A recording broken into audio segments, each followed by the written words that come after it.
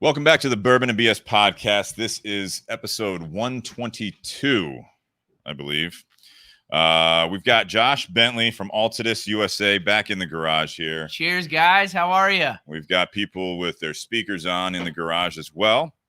But Ryan Newman also, formerly of Tinder Box at Easton, now presently managing Royale Lounge here in the Columbus area as well. So Ryan, welcome back. Thank you. Good to be back.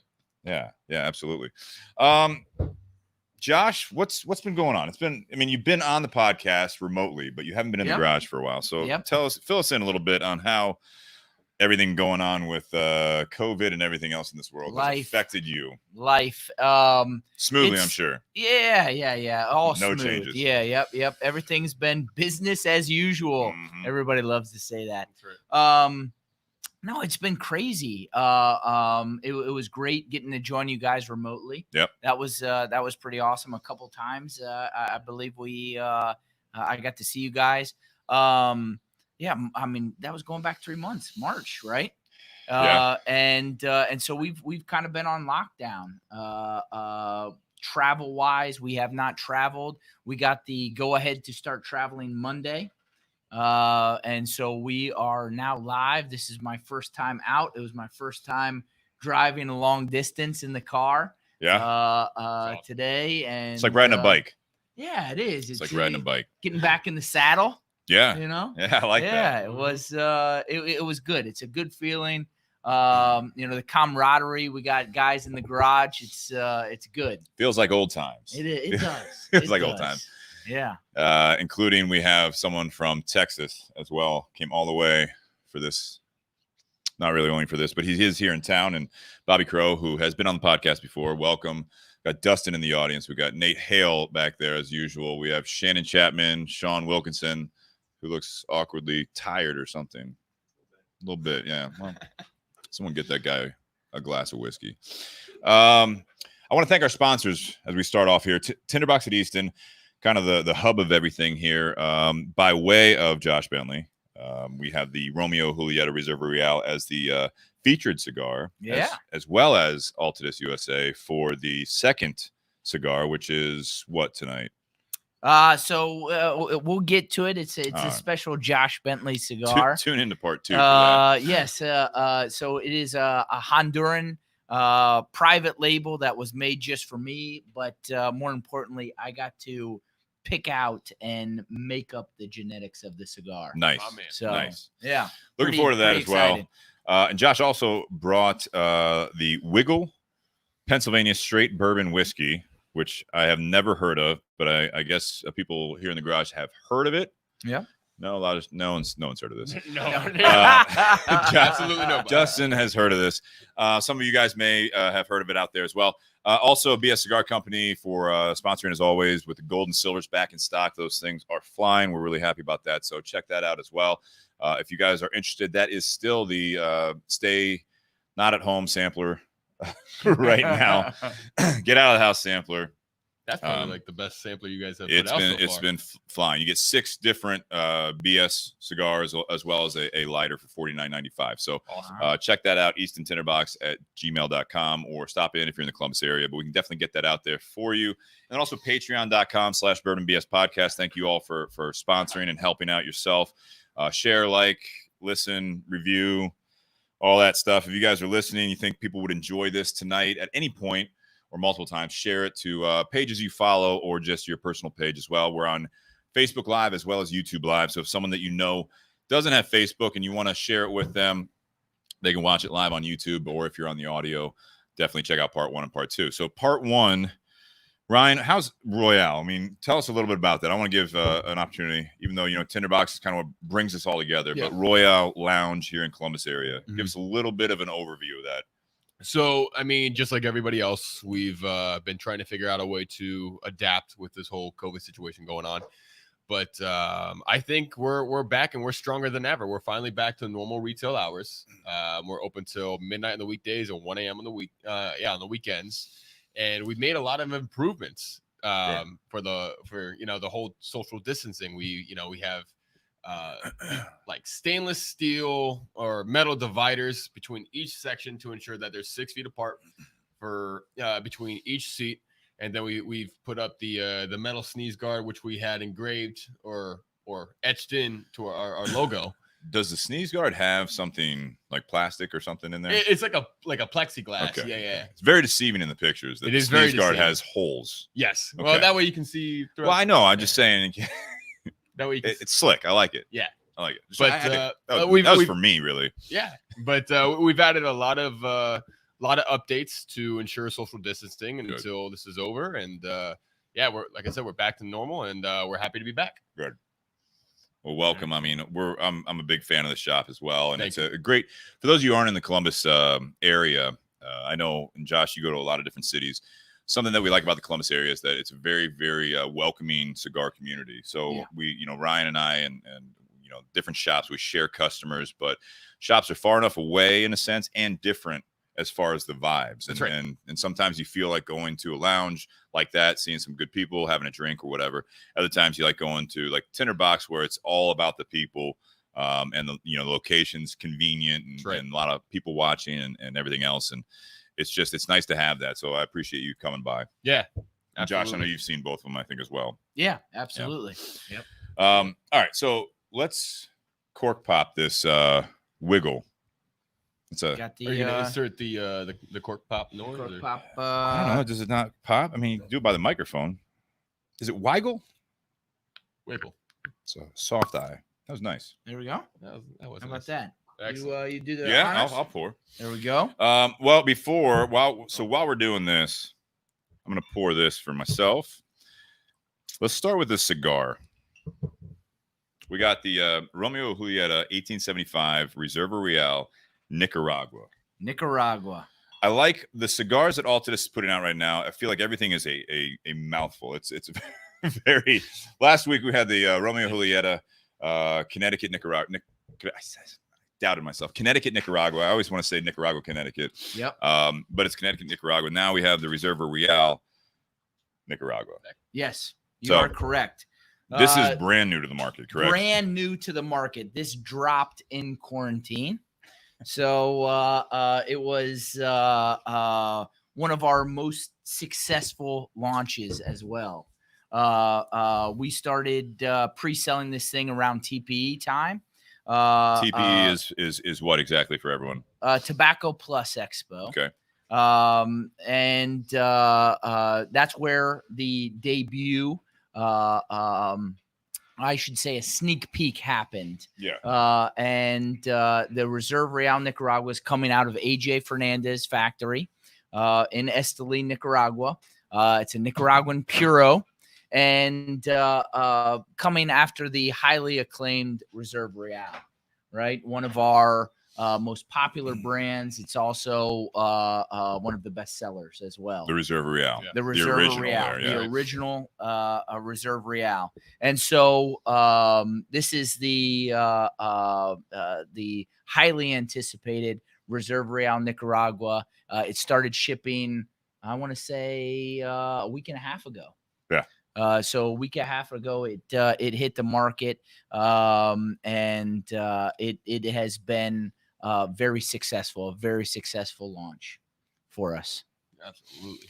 Yeah. So I mean, AJ what Fernandez. do you So first of all, before we get into it, you got, obviously you can see it on the screen for those of you watching. You got this nice bold blue, which is definitely different for Romeo, which I think of always. I mean, you guys are branching off that, but I always think of red, the Romeo Julieta, the red. Right. Very classic with the Reserva Real, the 1875. Yep. You got when you first did the Romeo by Romeo, which was a big addition to the line. I mean, you guys went really bold with that. That was red. That was red. And then Yeah, you red kind of white. branched off. You had orange with the 505 Nicaragua. You had the yellow, the pale yellow, with the one we did last week. That I'm going to say just 1875. Connecticut, Nicaragua. Connecticut, Nicaragua. I'm never going to get that right. It's Yep. fantastic smoke. Great Yeah. cigar. Yeah. I think we should just change it a little bit, like to the Nicaragua, Connecticut. I think that flows better. Okay. Just run it by the We'll people. run it Let's by, run it up the yeah, flagpole. We'll marketing. see what we can get done. Hey, you know that cigar Cross that it we off. launched already? Can we just change the name? I'm not right? saying You know? print new labels. I'm saying maybe like, Sharpie or something, Yeah. like Yeah. custom. Yep. With this one, you have the bold blue. I do like the color and the presentation of it. The wrapper leaf is what besides Nicaragua?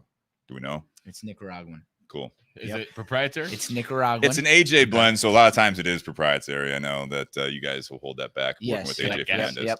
And this is it. It was blended by Rafael Nadal and AJ.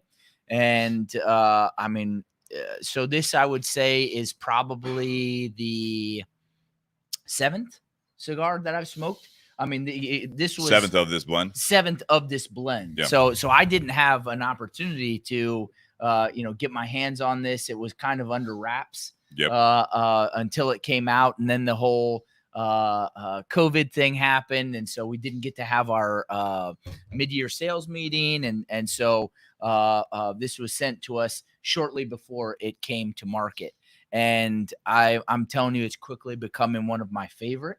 The blend that they put together is just for an everyday cigar smoker. Yep. I would say it's a great anytime cigar. I agree with that completely. Why go with AJ Fernandez? You guys have worked with them with Altadis, obviously, but why is Rafael going all over the place right now? Which with like AJ, Plasencia, Yep. You still have the Grupos de Maestros that Yep. you guys Yep. out of your factories. What would you say before we get into the actual blend? What is the actual strategy here? Do you think? Well, I mean, for what's hot right now? Well, Nicaraguan tobacco Sure. is really popular. The flavors that you get from that Nicaraguan soil specifically, and what it does to the tobacco is just phenomenal. And what Nestor is doing, what AJ is doing. They're doing phenomenal things right now. And so we don't have operations in Nicaragua.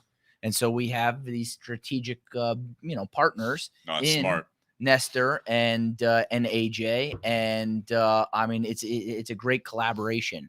The different cigars that he's blended with Rafael and, that we're coming out with, great success. But I mean, thinking, of the shelves, this sitting right next to that red, I mean, it really does pop on the shelf.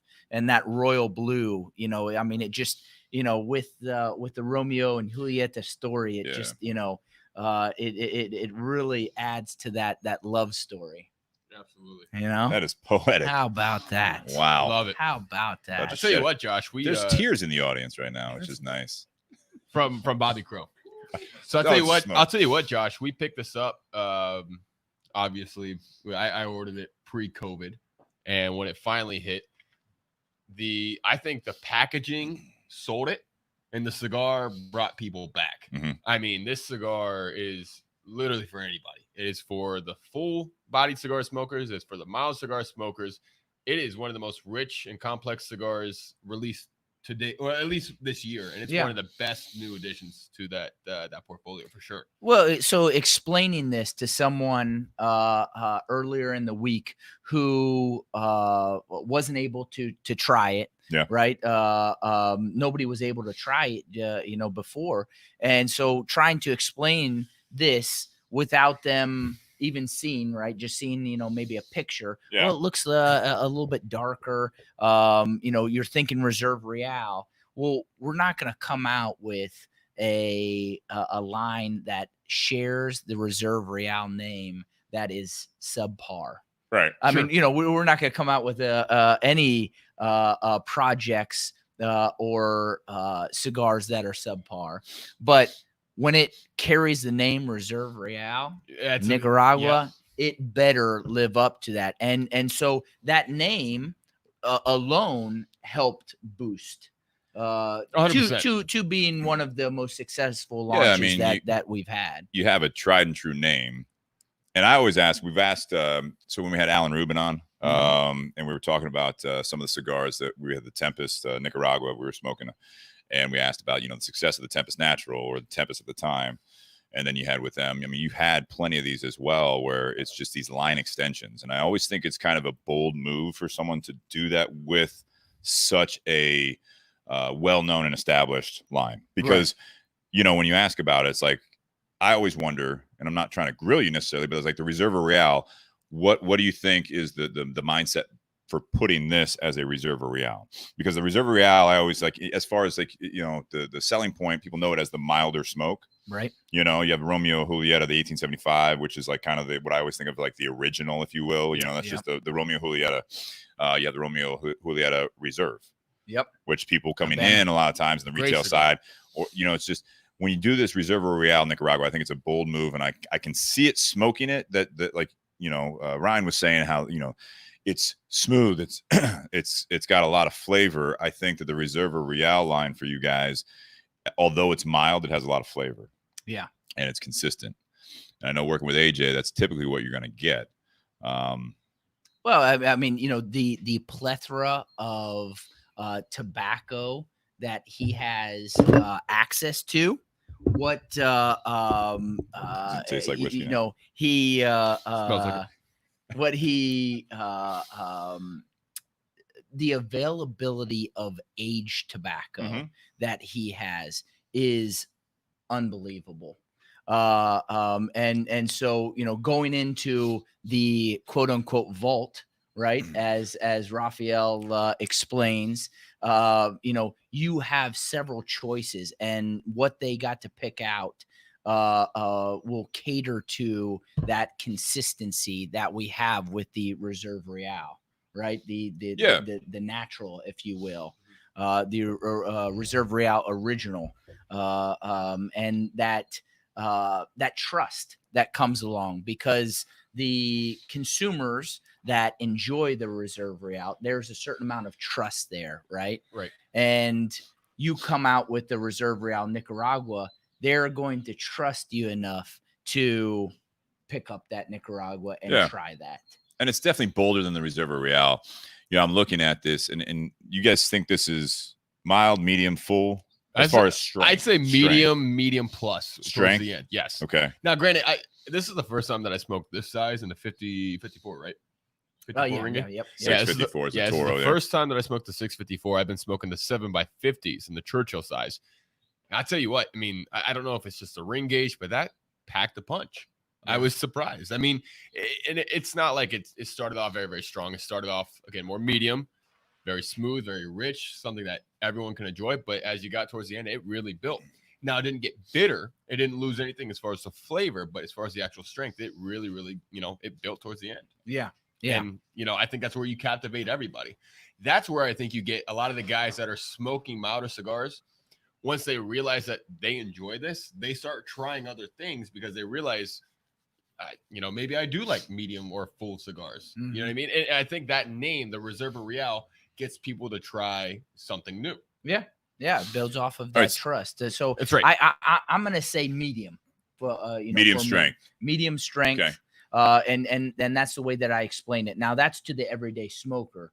So if someone comes in that, you know, tried their last time for the first time, the Reserve Real in the original, right, and is a mild in nature, I would say this is going to be medium plus to full body. Sure. Yeah. I can see for sure. For that caliber smoker. That's right. I say, yeah, I'm with the medium strength. I think it's more medium full flavor.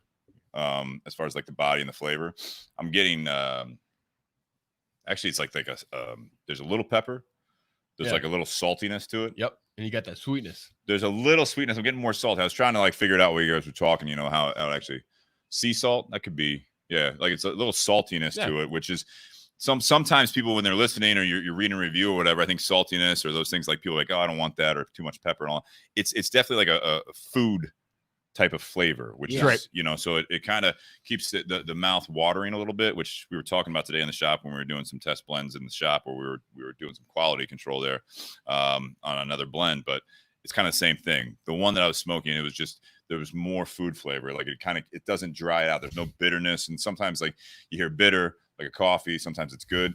This, I don't get that. I get this as more like the saltiness. I get a little bit of that pepper. You get any of like acidity on the back end? Just a hint. Yeah, I do too. Just a hint. Just a hint. I think this is like you guys are saying, it's almost like a gateway for someone that's comfortable smoking a Reserva Real. I only smoke mild stuff. Well, I really like this Reserva Real. Well, if you want to bump it up a little bit, you know, go to the Nicaragua. Yeah. I'm interested to see you have this flyer here, And then we've got some questions from the live feed. You have it 4 out of 5 on here. The company does 4 out of 5. Yeah. That reminds Is me. that for strength? I don't mean to cut you off. Strength. It's strength. Yeah. And that reminds me a little bit, and it makes sense a little bit to me. It's almost like the rating scale, and it's not mimicking that, but it's very similar to like the Davidoff on the boxes. You have the circles on the boxes and stuff for Davidoffs. Yeah. Which I would say this kind of falls in line with that kind of a rating for you guys. And I don't know if that's intentional or not, but I think that's another thing where people are going from like a Davidoff where they think of a milder cigar, that they're known for. Yeah. I can see this coming in because like I know Davidoff did this, and I think I don't think it really tastes exactly like it, but it kind of is in the realm of like the Davidoff Nicaragua, where you have, it's like they consider it like this is a more medium full cigar. Mm-hmm. And I think I can see that being the same thing here. Yeah. And maybe we're over explaining it. I don't know, but well, I mean, what's the basis, right? Where do you come up with that strength from, right? Yeah, I mean, I think that strength gauge has to, just assume that you're a mild smoker. a lot of flavor. Yeah, a lot of flavor. Oh, yeah. I'm getting a lot of leather off of it. Okay. So I still don't know what that tastes like. Yeah. It we've had this conversation. You wouldn't chew on that. I wouldn't that leather, that cow. A ball glove. Yeah. Baseball glove. Yeah. I've got a cologne. Yeah, you chew on the string a little bit. I get it. Yeah. You're tightening your glove. I got a cologne called Tuscan Leather. Tuscan Leather. Really good. Tom Ford. I don't know. Thanks for the label drop there. I'm just saying. Are you wearing it now? No, I'm actually not wearing anything right now. I know. Good. That's gonna I mess. can smell you from here, buddy. That's gonna mess with the cigar, right? You're gonna change your That's profile. it. That's got to be it. Though we do have a question here from Bobby here. What's so special about the soil? There was comments about with Nicaragua, the different soil there, and this I don't know if is there any information. I know it's just again AJ uses it. Nicaraguan country of origin, Nicaragua. Do we know anything about Esteli? I was gonna say there's got to be some jalapa in there. I would think jalapa based on the flavor. Based on the taste, there's got to be some jalapa. The 3 main regions: Esteli, Jalapa, and Condega. No Ometepe. Yeah, no Ometepe. But going back to the soil, very rich soil because of the volcanic activity that is in Esteli, and then the different regions that you have, the Jalapa Valley and Esteli is really known for a lot of the strength that comes from the plants that they get from that soil there. So very, very rich soil in Nicaragua. Now, do you know if the wrapper leaf is either Nicaraguan Habano or Corojo? Nicaraguan. Proprietary. Stop asking questions. Okay. It is a beautiful shade wrapper. Got a nice sheen to it. Yeah, very very high priming wrapper. That he used minimal veins in it, and I mean just the construction is absolutely impeccable. Another question here. Bobby Hirschman asked where your jacket was. I mean, the other jacket. He really is a big fan. That yeah, Gucci jacket? He was. He was a big fan of that. I'm telling you, man, I've been trying to find that jacket. Wearing it again, you but can't. how am I gonna wear it? Dude, I've been trying Can't to go to find the that same jacket. Yeah, it's not for gonna happen. like a year now. Ever since that dropped, I've been trying to find that. Not gonna happen. Oh, there you There go. it goes. On the pink. Goes on the pink pants. Bobby also asked. We had another one. Has Romeo ever done a blue label cigar before? I don't think so that I know of. Again, we've done. It's a great color. In my time, but then going back to my time in the cigar industry, not to my knowledge. You have gold. You have, of course, the red. Yep. You have a little bit of copper in the original 1875. Reserves like almost a brownish with the San Andreas, the Romeo by Romeo San Andreas, which is also AJ Fernandez. Kind of San like Andreas. Yep. Kind of like a chrome-ish with the añejo. No, I don't believe that they have. And you're hard pressed, I believe, to find a lot of blue, even a brilliant blue, because I mean, going back to CAO days, right? When Yeah. CAO pre-General cigar, they were the ones that first started using all those brilliant That's right. colors and everything. That's right. And you know, that didn't settle well because you know, cigars were just you know, very plain at that point. Yeah. So you don't see a lot of the royal blue being used in the cigar industry. Well, what I think is you're going to see more and more, though, is there's a little bit of an ode to the Nicaraguan flag, the blue in that. I think that is something that they may have, and I'm just assuming here because it's all over the marketing. You know, even like this that. the pamphlet, you have that blue that's in that Nicaraguan flag. And I know that it's a different blue. It's a more like a Tiffany softer. blue. Yeah, a little in softer. the Upman. Well, I'm talking about the Upman Nicaragua that AJ also does, which is an Altadis blend. It's got that like real kind of like powder, like Tiffany type blue. So I mean, I think you see a little bit more of that, and I can appreciate that. Have you guys taken a sip of the whiskey? Yes. My first glass is actually almost gone. Wow. Yeah, I know. Normally I'm not that fast. It is different. It is It different. is very different. Very different. It is different. That's. But can we elaborate a little light? More? Yeah. No, that's it. That's the review on the whiskey. It's different. Moving on. Is anyone else trying this? Does anyone else want to try? Does anyone have a? Yeah. Everyone got a glass. No, down the hatch, try man. it here. But I would say so. We're drinking, and we can get back to the cigar here. And I had to look this up because, like I said, I'd never heard of this at all. And I was really interested when Josh says, "Yeah, I'm coming back from Pennsylvania, and I brought something from there so we can drink it." And I said, "Oh, that old Pennsylvania whiskey." Everyone knows about the Pennsylvania whiskey. This is Wigle. It's spelled Wigle. And we can hold up the bottle here when we get it back from the crowd, if we get it back from the crowd. You guys good over there? So I wanted to talk about this before with you. I had intentions of bringing it on. It was not intentional to bring it on today because I had told you I was going to try and grab a bottle of the piggyback from Whistle Pig, the 6 year. I didn't get to do that before I left home yesterday. And so I found myself in Pittsburgh, coming out of Pittsburgh. And so this was born in Pittsburgh. It is, what is it? Wigle Distillery, right? Yes. I believe is what it is. It is. Straight bourbon whiskey. It is, I mean, it's not cheap either. I mean, which really doesn't mean anything, but it's aged for 2 years. So that's interesting, though. So I'm looking at this, and let's go with the bottle here. So on the back, American whiskey was born in Pittsburgh. Our namesake, Philip Wigle, was a Pittsburgh distiller sentenced to hang when he fomented the 1790s Whiskey Rebellion. This bourbon brings back the Pennsylvania tradition of distilling with regional grains milled on site, then distilled in our copper pot still. Aged in new charred oak barrels, which I would assume, based on they call it bourbon. Certified organic by Pennsylvania Certified Organic Organization. It says aged for 2 years, batch number 34, bottle 492 of 1117.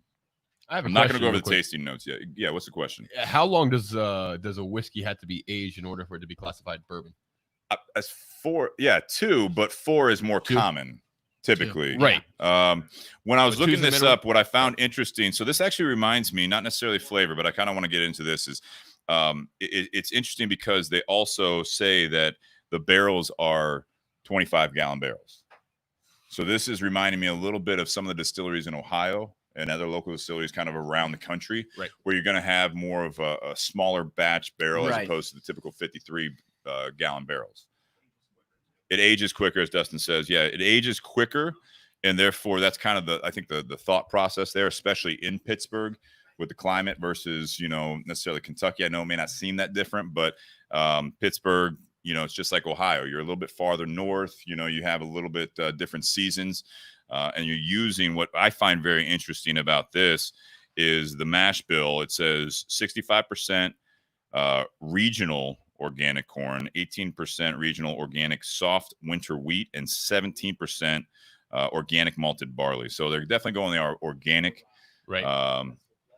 You said no rye. Yeah. So Nate in the audience says, there's no rye in the mash bill, which is interesting. And you have those two, the corn and the wheat, that are going to be the regional thing. So you're not going to get that flavor when it goes back to the grains. We've talked about it before on the podcast when Dustin and Jake and I went and met Eddie Russell. Yeah. And a lot of times with whiskeys, especially the bourbon craze and everything, that no one really goes back to where the grains come from. Yeah. Right. It's like that. In the tobacco world, we're all about that. Right. We're asking questions like, what region is it? With the soil and all this stuff. We're all about that part of it. With whiskey, it's almost like it's glanced over a lot of the times, which I find very interesting, because that, when we're looking at this Wigle distillery, they are all about it. Mm-hmm. I mean, there's a little bit of, I think, some loyalty there. Bobby's shaking his head no. He's not all about it. Oh, he's talking about the rye. I was talking more about, like, obviously, like, just that they're all about this, where it's coming from, and then sourcing it from local grains. And I think that's kind of a cool aspect of it, but it definitely is going to give you different. When you think of bourbon, I'm not necessarily like, if you just gave me a glass of this, it's like, what do you think of this? And I didn't see the bottle, didn't know what it was. Yep. It'd be tough to. It's not preferable. Tough to place as a bourbon. It's not necessarily preferable. It's just not what I think of typically as a bourbon. Yeah. I mean, but is that a good or bad thing? I don't know. I mean, I just think that it's different. What do you think so far? I think it's a bright. But I mean, for the price, right? I mean, it's got a very unique taste, but the price point 65. Yeah, which is it says 55 on their website. You paid 65, correct? No, I paid 55. 55. On a secondary. Secondary is 65. Yeah. Never mind. I don't know. I think it's good. I definitely get corn. I get it's a lot lighter than some. It's got a little bit of a punch to it. Yeah. Right. Which I know sounds bad. I mean, that sounds bad. I don't think it's bad. I just think it's got a little bit of a punch to it. Yeah. Yeah, it definitely does. I get vanilla from it. Mm-hmm. I get almost like a I mean, it almost tastes young. Yeah. Right. Like, I mean, like if someone handed you a glass, like your example, yeah, you didn't know what it was, and you took a sip. Like you guys pointed out in the audience, it lacks that rye, right? That what depth? That's really good. That's what it lacks a little bit of depth, and so with that, I would say, man, this is really young. I get the youngness is more on the back end, right? With this in particular, it's got that sweet finish, or it's got that sweet start on the front of your palate, but towards the back is where I get a little bit of that punch, and I think what you would classify as that youngness. That's where I get it. And I think that has something to do with the barrel. So I don't know. This really reminds me of something that we did a while back. It was the Cleveland Underground. It was a long time ago on this podcast, way back. Yeah, and it's not quite like that. I get a little bit of apple from this, like a little citrus from it. That might be a little bit of that sharpness from it. Too. They say on the bottle, so they give you tasting notes. It says fruit. Well, floral. Doesn't say floral. It says salted caramel, cinnamon, and maple. And I don't get a whole lot. Cinnamon. That's like a little bit of heat at the end, I guess you could call it that sensation. Maybe. This is 92 proof for those that are interested in that. Not too heavy. It's not. What do you guys think of the organic part of it? Does anyone care? Is it not really? matter? Surely nobody cares here. Not really. It doesn't do anything for me. That's a turnoff for many people. Like, oh, yeah, right. Yeah, come on. The hell is that? What? There's organic in this? What's oak? Right? Yeah. No, it's a virgin oak barrel, but it's also in like 25 gallon barrels. So it's definitely, and I don't have any notes. It just says charred. I don't have any notes on what kind of level of char it is.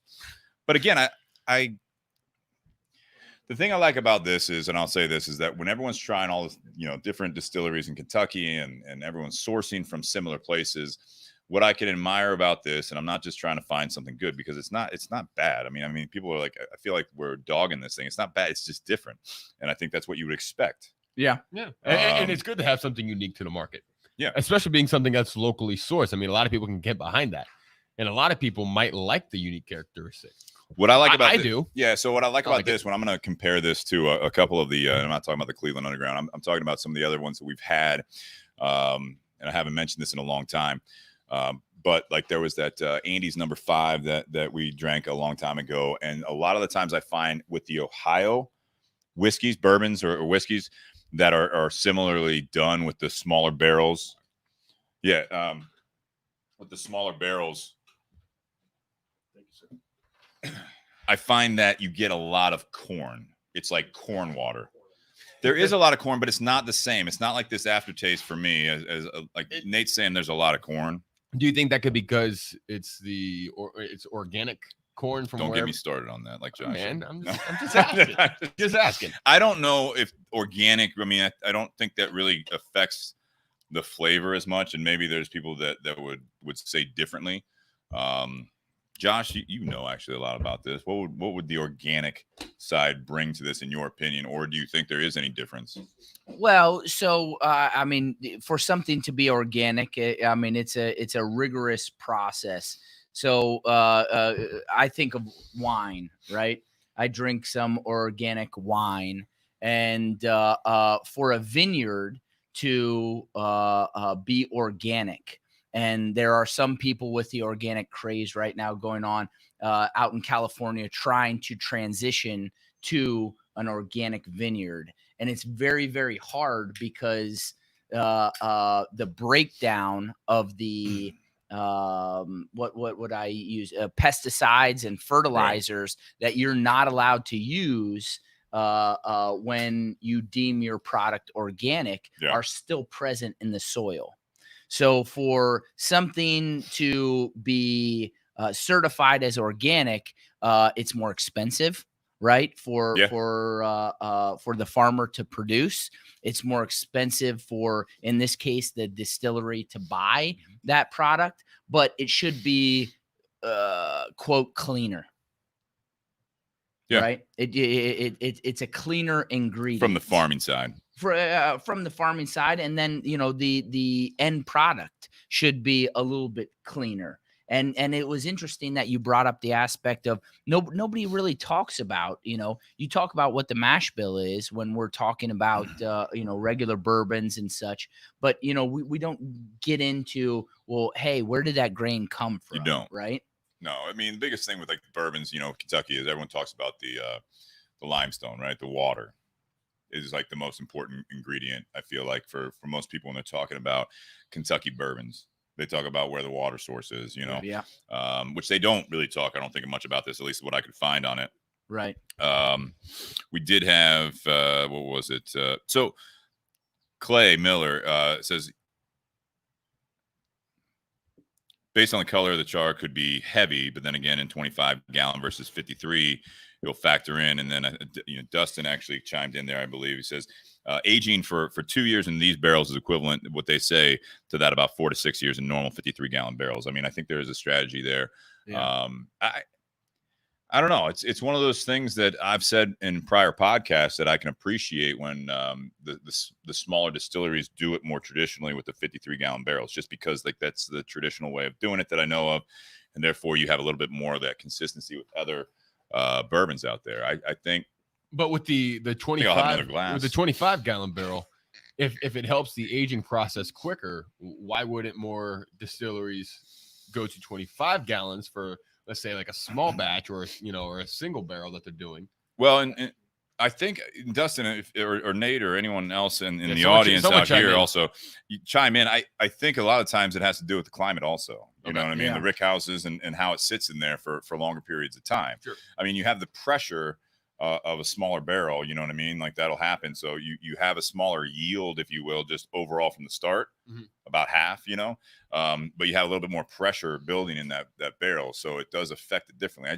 When you do things differently, it's just like aging tobacco, I mean, you have different techniques to ferment and everything else. But I mean, when you smoke enough cigars, I think you're going to notice when something seems, I don't want to say it's rushed, but you can tell there's a different technique there. Yeah.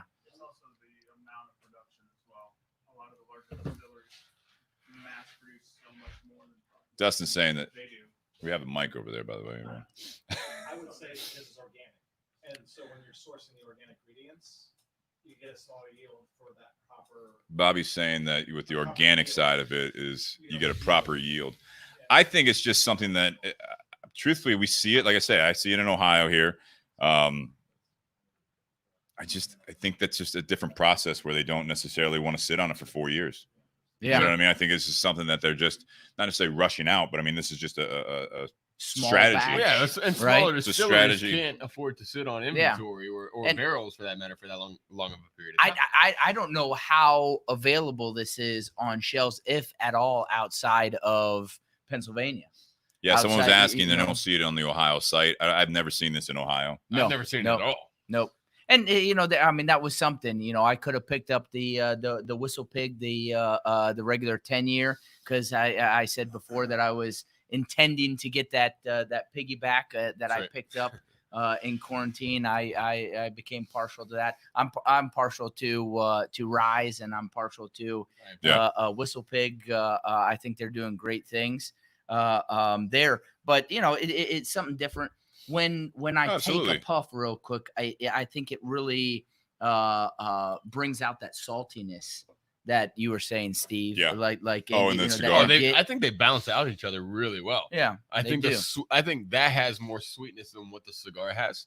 You get more saltiness, though. But the saltiness with the sweetness, I think they really, they go well together. They really balance each other out.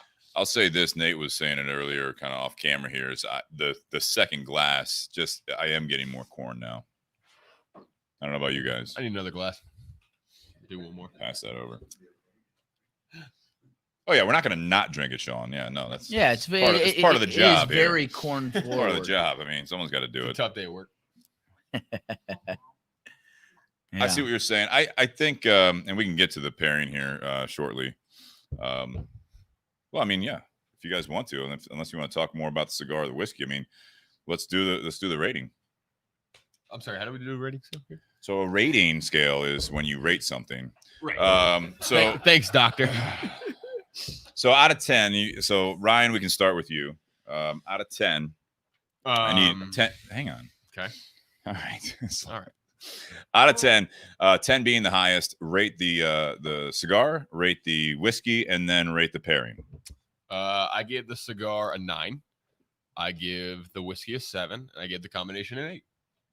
Very to the point. I really like this cigar. I mean, this cigar is, like I said, one of my favorite new additions that came out this year. I was highly anticipating this when I heard that AJ was blending this. I knew it was going to be good, and quite honestly, I kind of knew how it was going to taste with it being a Nicaraguan Puro coming from AJ Fernandez. Yeah. You're going to get a lot of that sweetness, that saltiness, that more medium body, but very complex and very rich.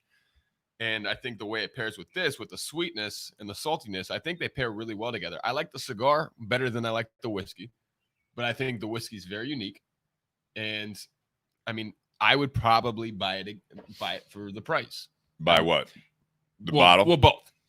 Okay. Both. But I think the combination, I give it a solid 8. Yeah. Okay. Josh? The cigar,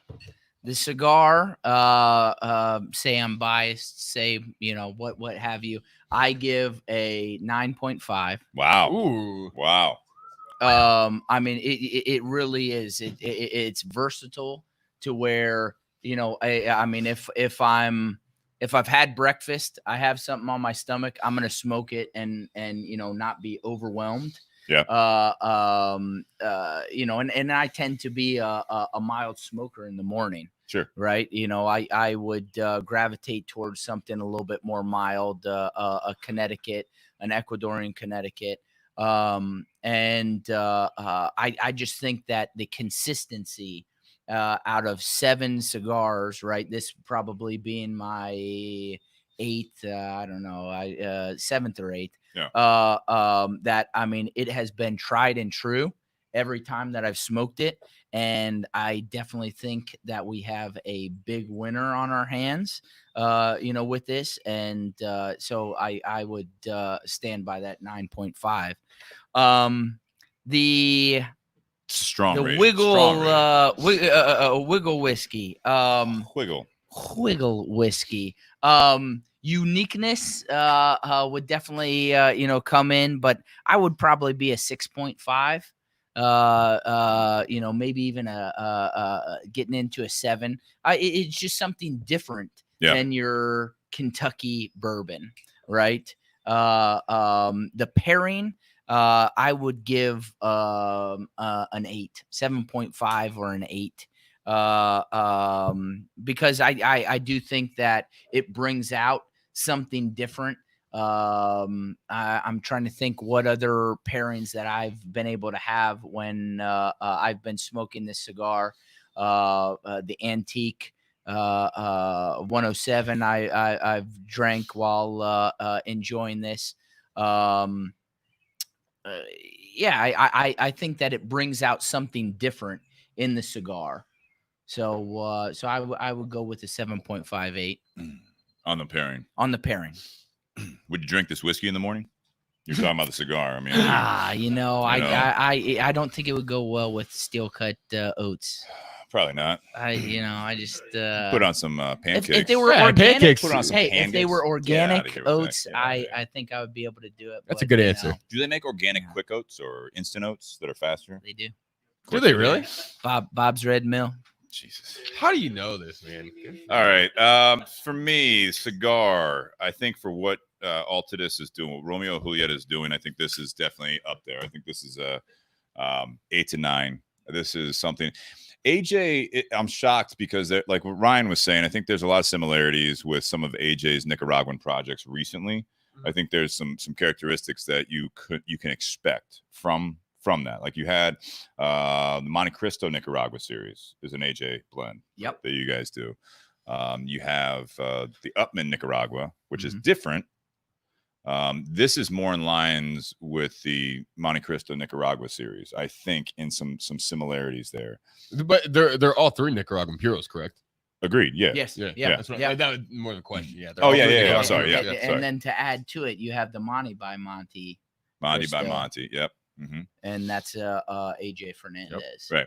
So I think for the price point on this, I don't know if we talked about the price point on this cigar. We did not. What is the price point on this Reserva Real Nicaragua? $7 to $9. Yeah. So, $7. and that's what I'm expecting from Romeo Julieta. So I think that's where you really hit it out of the park. You know what I mean? I think that's where you're pushing for a $8 cigar, give or take MSRP, depending on size. Right. I think that's where you're going to hit it out of the park. That's where it pushes it more towards like a 9 range for me. And that's what Avi was asking on the feed. He said, what's the price of the Toro? 9.5 is a must have. I think this is something that when I'm comparing it to a little bit the Davidoff Nicaragua, when I'm comparing it to the Monte Cristo Nicaragua series, which is also from AJ Fernandez, I think AJ Fernandez is putting out products for so many different companies right now. And Rafael from Altadis is working very, very well with AJ in his blending process. The whiskey, I'm kind of with everyone else. There's some rough reviews on the feed. I think with this, Nate gave it a 2. There was a 2 out there. Come on. So here's what I'll say about this. With the whiskey, I can appreciate again what it's doing, or what Wigle is doing, because the same thing with some of the local ones. Bobby and a couple people shaking their heads. Point being is that this is not a Kentucky bourbon. This is not. You it's not going to. You can't compare it. Well, they're not trying. That's what I can appreciate about this. Yeah. And it's not bad. It's not great. It's something that honestly, I would not necessarily like want to have this like all the time at my bar. You know what I mean? If I killed a bottle and I went back to the store the next time and I'm like, oh, I need to replenish my Wigle Pennsylvania Straight bourbon bottle. It's not one that I'm gonna have to do, especially at that $50+ mark. Yeah. But I also understand why it's $50+. I mean, there's a lot of like anything we've talked about on the podcast, anything coming out on the market, I feel like that's either sourced and it's a smaller company sourcing it, it's going to cost more. When you're doing it organic, like we talked about, like Josh said, it's going to be more expensive. When you're doing it yourself and doing all the process, and you are a smaller distillery, it's going to cost more than the big boys. Yeah. You know what I mean? I think that I can compare it a little bit to more of a boutique brand of cigars, Yeah. right? Yep. I'm expecting that to come out with a higher price point because they're either sourcing it and there's another step involved. There's more people and you get paid. I think you can also find that if they're doing it themselves and they're growing the tobacco, like real small, unknown, I expect it. I'm surprised when it costs less. Yeah. Just because everything's on them. The cost is all on them. That's a good point. But when Altadis puts it out there, if it costs more, it better be something that's, a little bit rarer, smaller batches of tobacco. There's a story there. It's not just a label on there. So I like the packaging on it. This would definitely stand out. If you're looking for something different, I would recommend at least trying it. I wouldn't necessarily recommend a bottle. Sure. But if you're at a bar and it's like I brought up recently, I was at a Nashville airport bar, and they're like, hey, we have a local one, and it was Belle Meade. Love Belle Meade. And Belle Meade is blowing up, but they're doing things a little bit more traditionally. You know what I mean? So it kind of makes sense there for me that they're doing that. So yeah, I'd say, 5 or 6 probably on the whiskey on its own. Together, I think the whiskey is trying to overpower it a little bit. You think? I think so. I think it brings out, like you guys said, a little bit. It brings out a little bit more in the cigar as far as different flavors or strengthening some of that saltiness and everything else. But I think every time I take a sip of the whiskey, it kind of it overpowers the cigar a little bit. Yeah. So I'd say 6 or 7 on the pairing. I'll tell you what, man. I'm going to call it now. If this cigar does not, for any of the publications that do a top 25 list, if this cigar does not make the top 25 list, it's discredited to me already. What, the cigar? Or the list? The cigar. Well, the list is discredited already. Yeah. Yeah, it is. This is that good for people that have not tried it. And I know there's a lot of people that haven't because it's so new to the market. I mean, buy these up. I'm not sure how they're going to smoke when you sit on them for X months. I know a lot of guys like to age them, but these are ready to go. I mean, these smoke amazing. Mine is at that point now where it's getting a little bit stronger. And I was going to ask you, Steve, because you're a little bit closer to where I am. What do you think now as far as the actual strength? You're asking why I'm sweating. It's because it's humid. Oh, okay. It's not necessarily okay. I thought that was my original. Because it's pure testosterone. I was gonna say your testosterone's coming out. That's it. But there it is. No, I think it builds a little bit. I think it's a great cigar. I would definitely recommend it. I just again, I call this a you're talking about top 25. I'd say bang for your buck. This cigar is outstanding. Yeah, and bang for your buck normally is used for like a budget or a bundled cigar. Bang for your buck, $8. If you're sub $10, I think this is smoking. Like, again, I'm not going to say it's like the Monte Cristo Nicaragua necessarily, but if Altadis would have chosen this blend, if Rafael would have chosen this blend and put a Monte Cristo band on it, and we smoked it with Monte Cristo as the label, and you said it's a $12 cigar, I think the reviews would be much the same. Yeah. And that's where I'm calling it a bang for your buck as far as that. I think that's really where everyone is going to be able to enjoy a very well-constructed, fairly complex cigar that is smoking and punching way above its weight class. Yeah. Yeah. That's what I would say. That's good. Yeah. I can appreciate that. That being said, for part 1 here, and for those that are listening on the audio, we're going to go into part 2 here shortly. Those listening on the Facebook Live, YouTube Live, we're going to go into part 2 here. We're going to be talking about motivation. This was something that was brought up by a follow-up of last week's podcast. There was a listener that gave some feedback about when we talked about accountability and where you go from there, because that was a big part. And I appreciate Nate and Dustin sitting back and letting me kind of have a moment after interviewing pretty intensely. I interviewed more than contributed, I feel like, for the last couple months. And I need to get a little bit off my chest. It's like when you have a podcast and you're just doing the interviewing side of it. And I feel like, that came up. And as much as I said last week that I didn't want to take it down that road, I apparently wanted to take it down that road. So I'll explain a little bit more about and Shannon started it. He is in the garage. I did ban him. He showed up anyways. He didn't text and ask if he could come over. He just showed up. But you didn't kick him out. I didn't kick him out. It's on you. But it's on me. I do want to thank our sponsors, Tinder Box at Easton, also Altadis USA for these great Romeo, Julieta, Reserva, Real, Nicaragua, Toros. And also Cigar Company. I've definitely got a gold and silver with me. I don't know if anyone's got, we got someone smoking a gold right now. But yeah, check those out as well. Josh, thank you for being here for part one. Thank Yeah. you for all the work on the sponsorship as well. Absolutely. It's been fantastic. I think it's really worked out, hopefully for you guys, and you're able to get on here and do this. Yeah. Had you on remotely as well. Ryan, coming over here, taking the night off of work. I know you guys are starting to pick up just like Tinder Box is as well. That's right. So I hope you guys, if you guys are going out, one of the things I like having Ryan on here is because it does show the support. And if you guys are now getting back out, this is the time to hit your brick and mortars. This is a big part of this podcast is supporting local businesses, going out, being among the community again. That's right. Honestly, it's getting out, Absolutely. smoking, get off your patios. As soon as you feel comfortable, get out of the house. Take advantage of some of the sales and new stuff like the Reserva Real Nicaragua at your local shops and support those businesses, because that was one of the big things that we talked about when this all started with the quarantine, was that if you don't go and do the carry out from your local restaurants, go pick it up and make sure that they survive. When this was all over, I mean, you think about how many restaurants, especially in stores, local shops, that weren't being supported, that not just cigar, but everything. That's right. That when you go back to them in another month or so, and you're surprised that they're not there. I mean, you got to keep supporting them. You need to be able to have a place to go. So check that out, guys. I need a little whiskey here. If you could top that off, because I don't want to cheers with an empty glass. But I do want to thank you guys for being here. Everyone else tuning in. This is a good time. We're going to take a quick break, but we will continue to stream live, and that's perfect. Guys, cheers. Happy Whiskey Wednesday. Cheers. Cheers. Episode 122, part 1. Stay tuned. Freeze. Are we still live? Get on the mic. That's why that mic's there. No one uses the mic. Avi asked real quick, any specials this week at the brick and mortar on the Nicaraguan? On the Nicaraguan Reserva Real, Tinder Box does not have it yet. We wanted to feature it.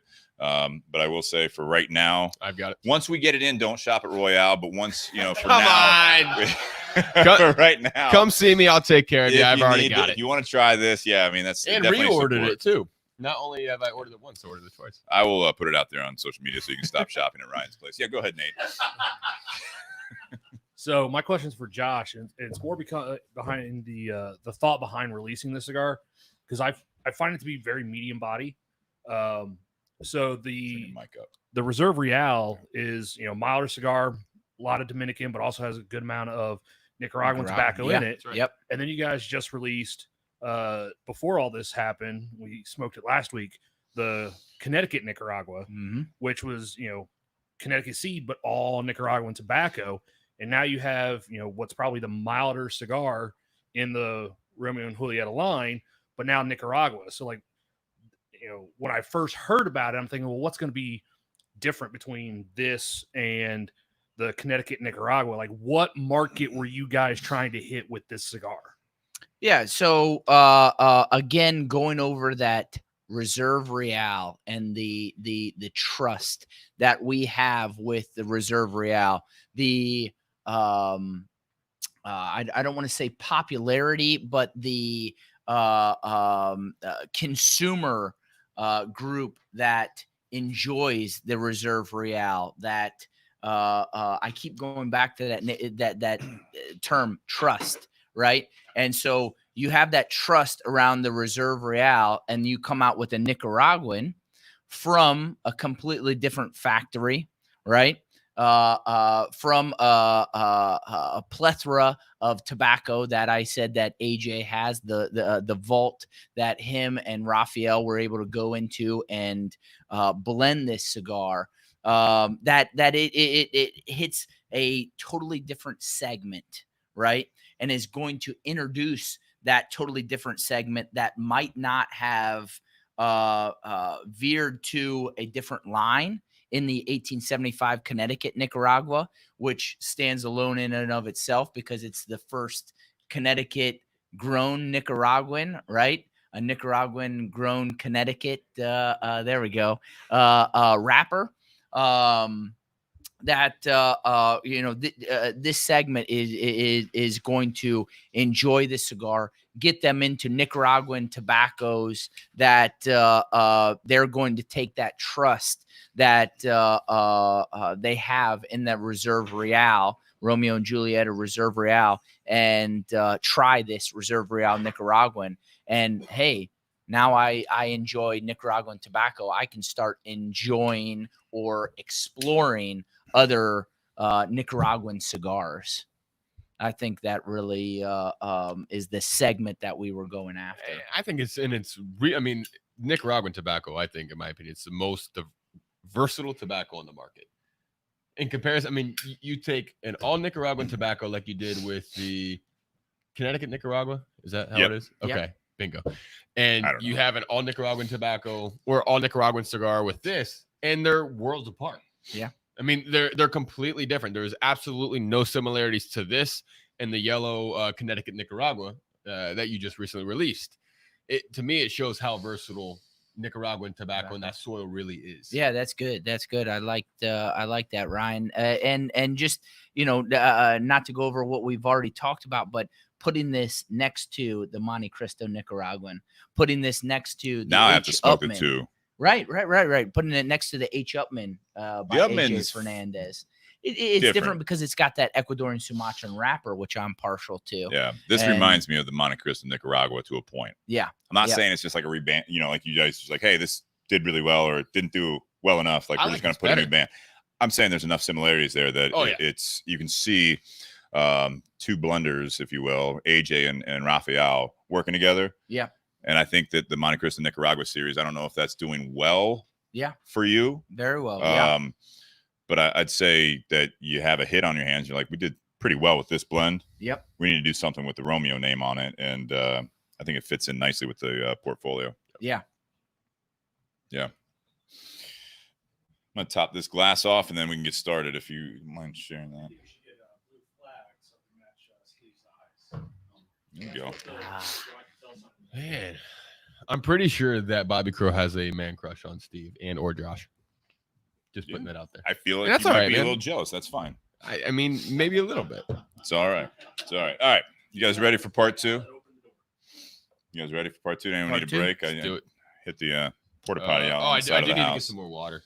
I got the water. You have the water. And I have apple juice too, which I need. That just Magnus is for a podcast. Exactly. Soon enough, man. It's been aging. I'll tell you when we're answer. going to drink it. All right. Let's get started. So quick break so I can tell where to split the audio. Welcome back to the Bourbon and BS podcast. This is episode 122, part 2. I want to thank Josh Bentley from Altadis USA and Ryan Newman from Royale Lounge here in the Columbus area. Cheers. Ryan, I feel like you're not necessarily representing yourself as well as last time you were on the video, but with the apparel. Josh is always arguably the best dressed. You didn't know. Hey, you're like, man, I didn't do well. Yeah, what's that? You're like, I didn't do well. I didn't. No, it's not about what you said. Brother. That's right. That's right. So Absolutely. we got, typically, one of the best dressed guys in the Columbus cigar market, and then nationally with Josh. And Ryan's just running all over town, and he's got to go back to the shop tonight. Brother. That's right. It's Yeah, all right. I don't even have a haircut. I've got yet. the T-shirt on. I was going to talk underneath about the it, jacket, but Hey. No, you guys both look great. You're both handsome. That's fantastic. I'm in a T-shirt as usual, and I have a fresh haircut. Actually, I need to shave my head tomorrow. But for those of you listening on the audio, check out part 1. We reviewed the Romeo Julieta Reserva Real Nicaragua. I will say it was a very good review, but I'm not going to give anything else more than that. We are drinking still the Wigle Pennsylvania straight bourbon, and we also give a review of that. Honestly, it wasn't as strong as the cigar, but definitely check out part 1 for that. With this one, I want to thank our sponsors. If you're watching the video, still scrolling across the bottom of your screen, Tinder Box at Easton kind of lines this all together, right? And so that's where this all comes together. It's kind of the hub.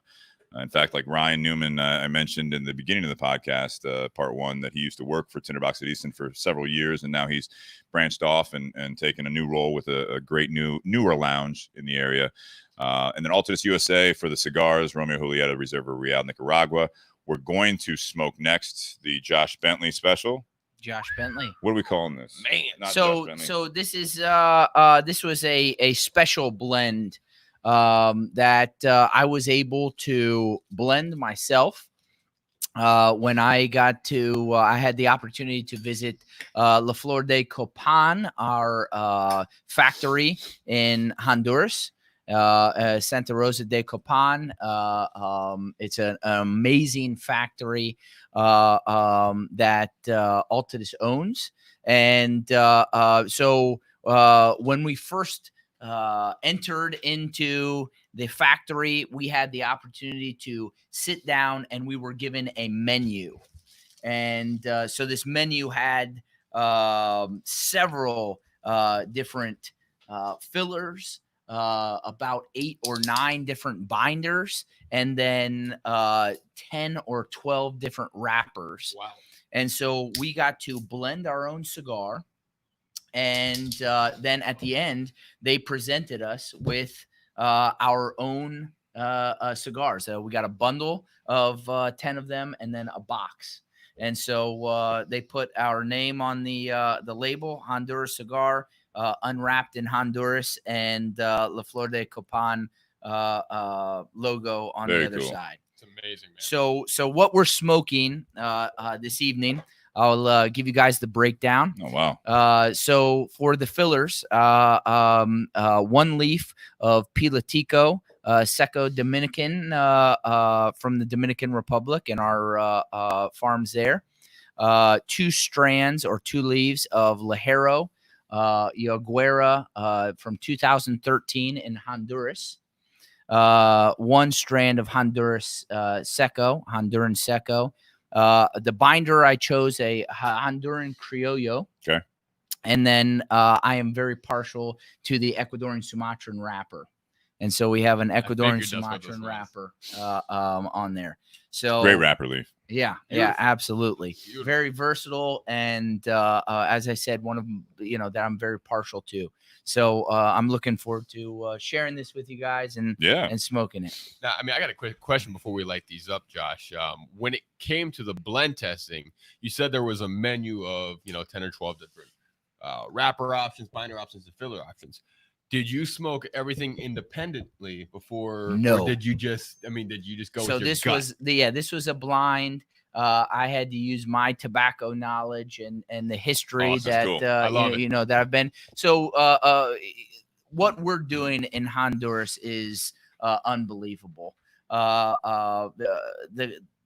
The personnel and everyone in Honduras. I hope some people are joining us or get the opportunity to watch this. Yeah, absolutely. Because hats off to you. They treated us absolutely amazing.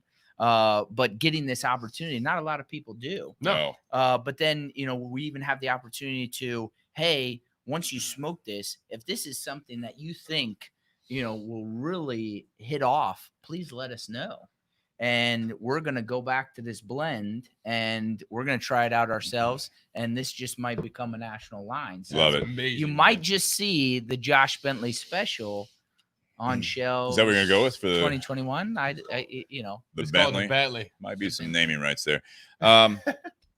Before we go any further, I want to thank also Cigar Company for the 3rd sponsorship, and as well as the 4th, yet not least by any means, is the patreon.com/bourbonbs podcast. So thank you for everyone. If you guys want to contribute to this, it was a huge help, honestly.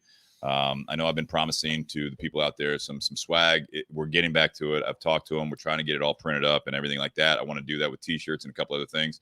Sorry to be delayed that, but that was obviously with COVID and everything else. We also promised you a couple of items there for everyone who supports them that we'll get you guys some swag in cutters and lighters. I think as we get back opened up, I think it'll be cool to see. But it did help out with doing the fancier StreamYard, to be able to do the remote podcast over the last several months, which we were able to get some fantastic guests. So if you haven't checked those out, this is your first time viewing or listening, just check those out. We had some fantastic guests from all over the country, all over the world, which was fantastic. So I appreciate that. I do want to say that this is for part 2. Last week, I kind of I mentioned at the end of part 1, but I was able to feel like I got a little bit off my chest as far as thanks to people that are in the garage, kind of, stoking the fire and everything like that. But, we had done so many interviews, and I tried to keep true to the podcast, but part 2 is typically the later part, just like the podcast, the later part of the evening or the second cigar you light up, and you have friends that are sitting here talking, and we see where it goes. Try not to do a software update while we're recording. But what I like about it is that we actually had someone that was listening to part 2. And I hope you guys, if you're listening to part 2, you share it again, because I was shocked as I was going on what some may call a rant / discussion monologue, whatever you want to say. And I know Dustin and Nate did contribute, but I appreciate them letting me continue to just vent or talk, whatever you want to call it. It was a good podcast, in my opinion. No, we had some good feedback, and part of that is that we had higher viewership towards the end of part 2 than we ever had, because I feel like we got back to some of the roots. I had some good feedback, that good seeing when I tuned in that people were back in the garage. I think there's a familiar sense to that, and I think people are wanting that, not only on the podcast, but just to get back out. I mean, if I could swing around the camera real quick, we got 5 people right now sitting in the audience. It's good to be back together. And I think there's just been this sense missing to not only the podcast, but for everything else. So I can appreciate that. That being said, we were accountability last week for the topic. This week it's motivation. And it's not just the typical motivation talk. This was I'm going to read this.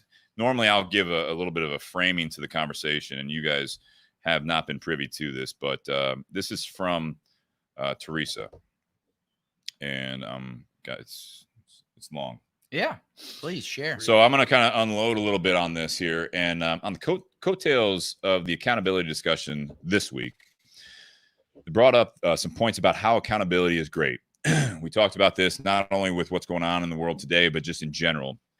And with this one it's great, but without motivation, it goes nowhere. How many times do we all say we want to start a new habit or do something better? I lost my place, but never get the motivation actually to take action.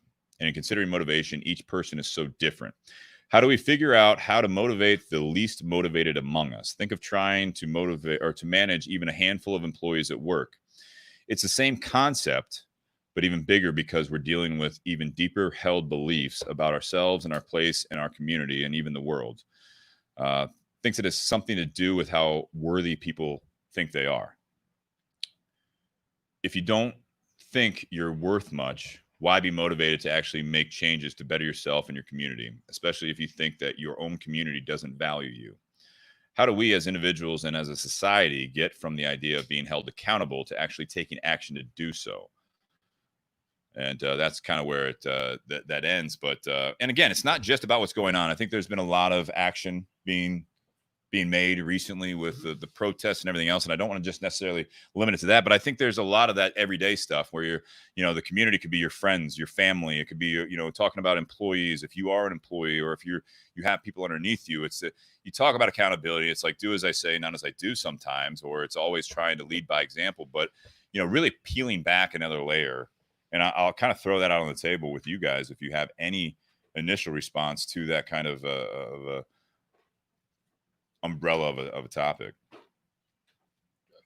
And if not, I understand. Boy, yeah. Let's dive deep. Let's go. Let's go deep, huh? Yeah, I think that this is an endless topic because you're hitting as oftentimes we do in part 2 segment, you're hitting home. Yeah. With a lot of people and the topic of motivation and it's changing something that you're doing, right? When you're thinking of motivation, I also think of complacency, right? Sure. And a lot of people become complacent in their daily routines, comfortable in their daily routines, complacent with their work, and they lose a sense of striving almost. And when I think of motivation, It's striving to what's next, striving to be better, striving to something more, because you are changing something oftentimes in your daily routine. Yeah. Right. To get to that new place. Well, let's kind of pick it apart here a little bit. Let's do the more, I guess, easier topic here, at least the aspect of it. When you think about a job you're doing, and you think you're doing a good job, and then your boss comes in and they start giving you, like, sit down for your annual review. Mm-hmm. Right? Dustin's laughing. I've had this experience before where I think things are going well, and I haven't had a whole lot of feedback other than the normal, typical day-to-day, weekly feedback. Everything, yeah, what's going on this week? What happened last week? That type of a one-on-one type of a meeting. And then you get to your annual review, right?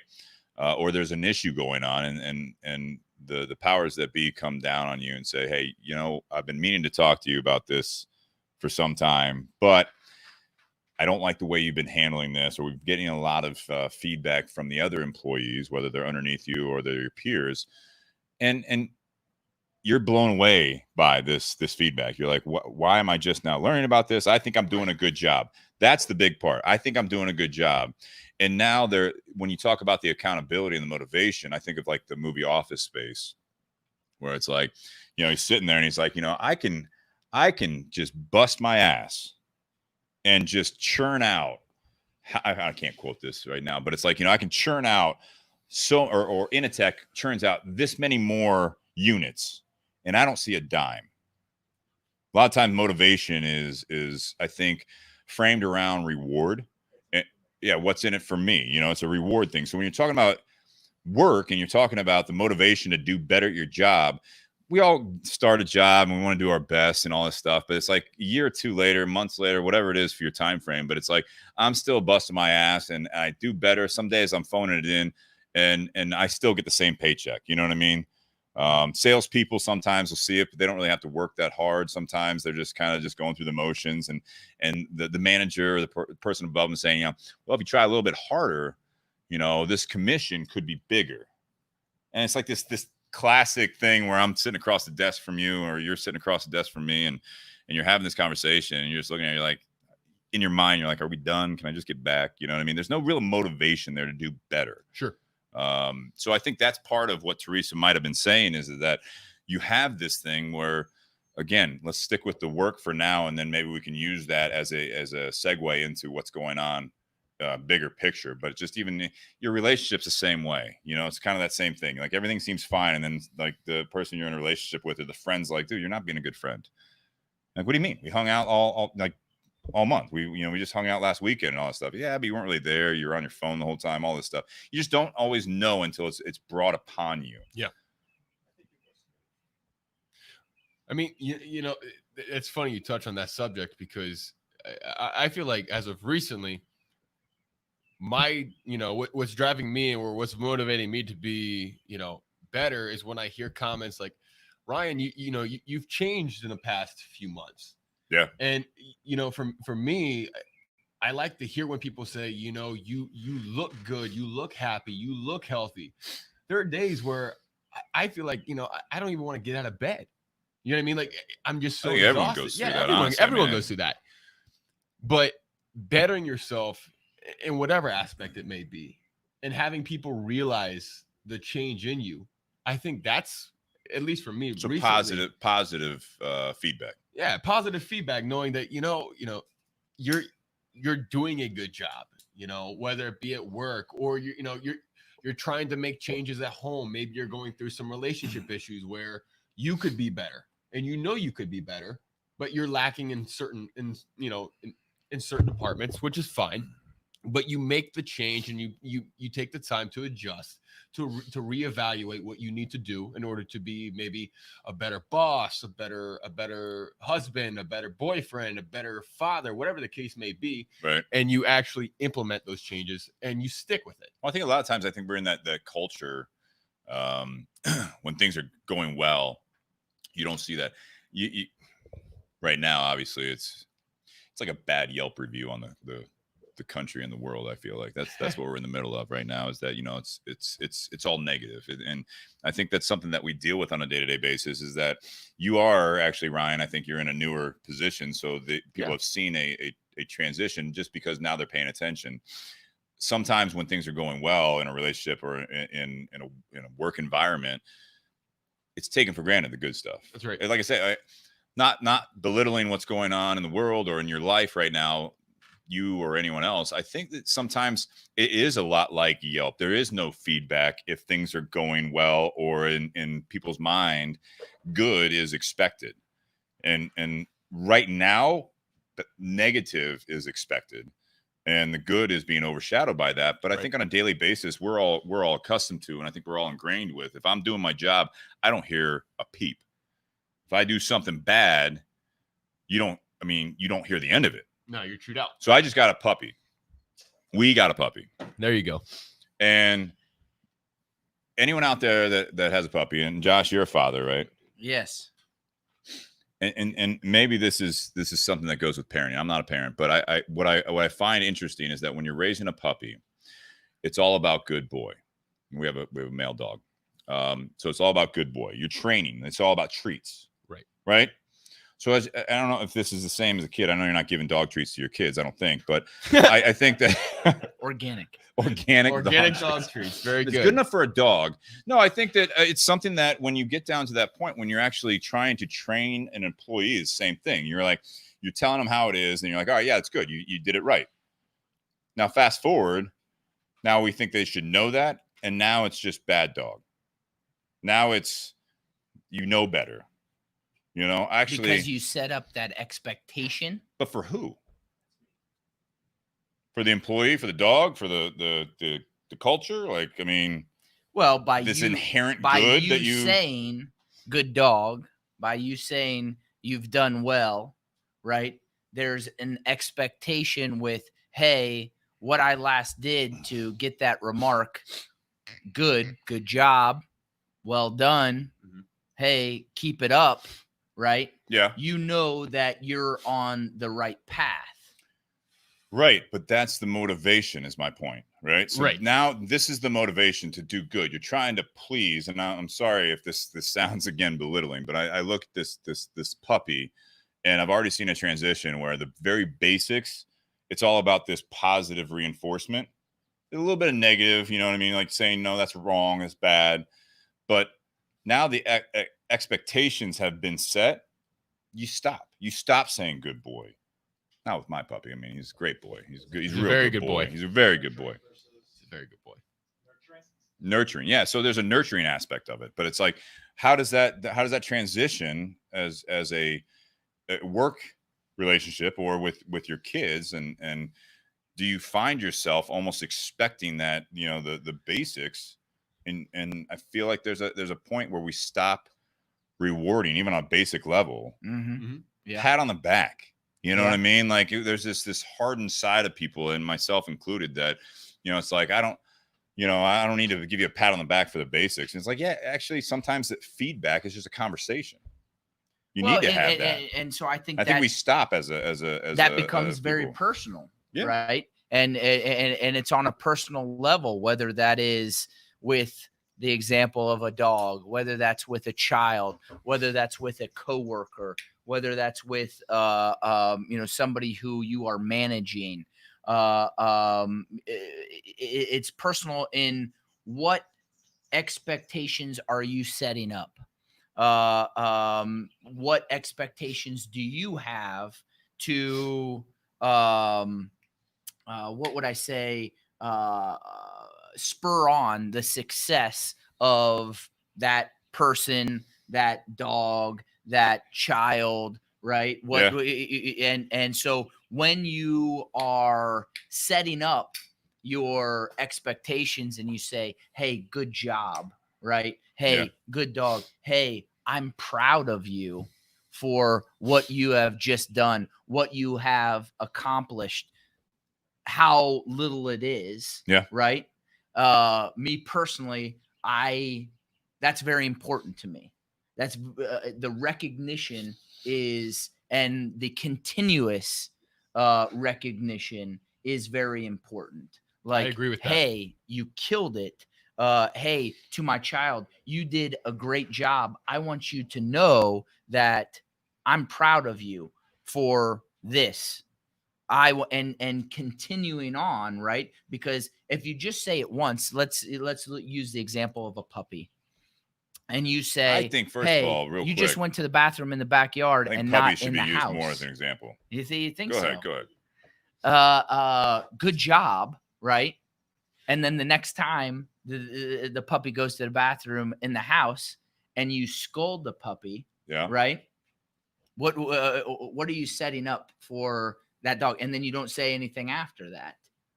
And again, with a child, for example, Yeah. moving it to the next level, you're dealing with a human being. And so you say, hey, great job. And then the next time it's not so good, whatever the outcome is, whatever the situation is, and you show disappointment on your face, you don't verbalize your appreciation, or you're proud of that person, you're setting that person up for failure. You're setting that being up for failure. You're setting up that dog for failure, because you, as in a dog to human relationship, as its master, right? You're setting up an expectation that, hey, you're not rewarding by saying, something positive, right? Yeah, I think Because there's an open dialogue there, right? I think that's where it's coming. you're setting up those positive vibes, if you will. Right. You're setting up a lot of positive vibes, and I've heard as far as to go up to a plant, right? Yeah. Taking this on a different trajectory. You're going up to a plant and you're speaking good things to a plant. And mind you, I don't get into all of this, but I also heard the opposite, that you go to a plant that you're trying to grow. Hey, you're a piece of crap. Hey, you're terrible. You look Challenging awful. that plant. I think it's more so like the tone. I think it's more so like tone. Honestly, I've heard that plant I've heard it too. Yeah. will die. Like, will start to wither. And crazy. You're looking at me with this crazy look in your eyes. Google it. I know. I'm not gonna. All right, I'll Google it. All right. No, I heard something on the radio today. It was literally like they were talking about that stuff, and they were like, "Yeah, we went to this plant expert. She's based out of New York, and she has thousands of plants in her apartment." And then they did a soundbite, and she's like, "Well, I could give out like all this information and advice to everyone, but I think it's between them." I'm like, "You're a fucking hack." That's what it reminds me. I'm sorry, I'm not saying you're a hack, Josh. Right. I'm saying that's what it reminded me of. It's like, you are the expert, and you're just like, it's up to you as an individual. I'm like, okay, that's a short book. Yeah. Take that to a person. You're right. Take that to a person. And Ryan, I come to you and I say, hey, you've taken on this new role. Mhm. You can do better. Hey, Ryan, here's some opportunities for improvement. I was going to say, but there needs to be that follow-up. But I just keep coming at you, and every time, right, you're turning around and it's like, oh, I could do better. Oh man, what? I thought I did great. Oh, and like, you get defeated, Right. right? You're absolutely right. Right. But 100%. if I'm coming to you like, hey, great job on that sale. Hey, great job in organizing this. Right. Great job in the way that you set this up. I'll tell you what, positive affirmation means more to most people than sometimes even money. Like, I remember the first time that I heard, I'm not going to say any names, but I was at the lounge. Okay. And I heard someone over, they were talking, there were two employees talking to each other, and someone said, wow, he's actually a pretty good boss. Talking about you? Yes. Okay. And they weren't meaning for me to hear it, and I wasn't trying to eavesdrop. I just heard it in passing. Right. There is not a single check you could have given me that would mean more to me than what those words did at the time. At that time, I think it builds you up. Yeah. And it's, I think that right there is the motivation right there. And it's not losing that. You know what I mean? It's having that drive. It's having that consistency. You know what I mean? So whatever it may be, whether it be positive or negative, whatever the reinforcement may be, Yeah. but it's having that consistency there. So if someone continues to do a good job, we had a great day today for you. Let's have a drink. Let's end the day together with a drink because we had a great day, or we had a bad day. Let's talk about what we could do. Let's not sit on the fact that it was such a shitty day the entire time, but let's talk about, okay, let's take it to next week. What can we do better? It's having that consistency. Well, yeah, I mean, I think not more importantly, but I mean, my aspect or my viewpoint at this point on that point is you can't change the past. I mean, I've brought that up on the podcast before, right. Whether it's work or say you get fired from a job, say you say you get drunk and you made a fool of yourself, which we've all done. But when it comes down to it, it's like you move on, right? So you try to accept that and you try to move forward is the big part of it. We had podcasts about that. Bobby says, key question is, who is your mentor?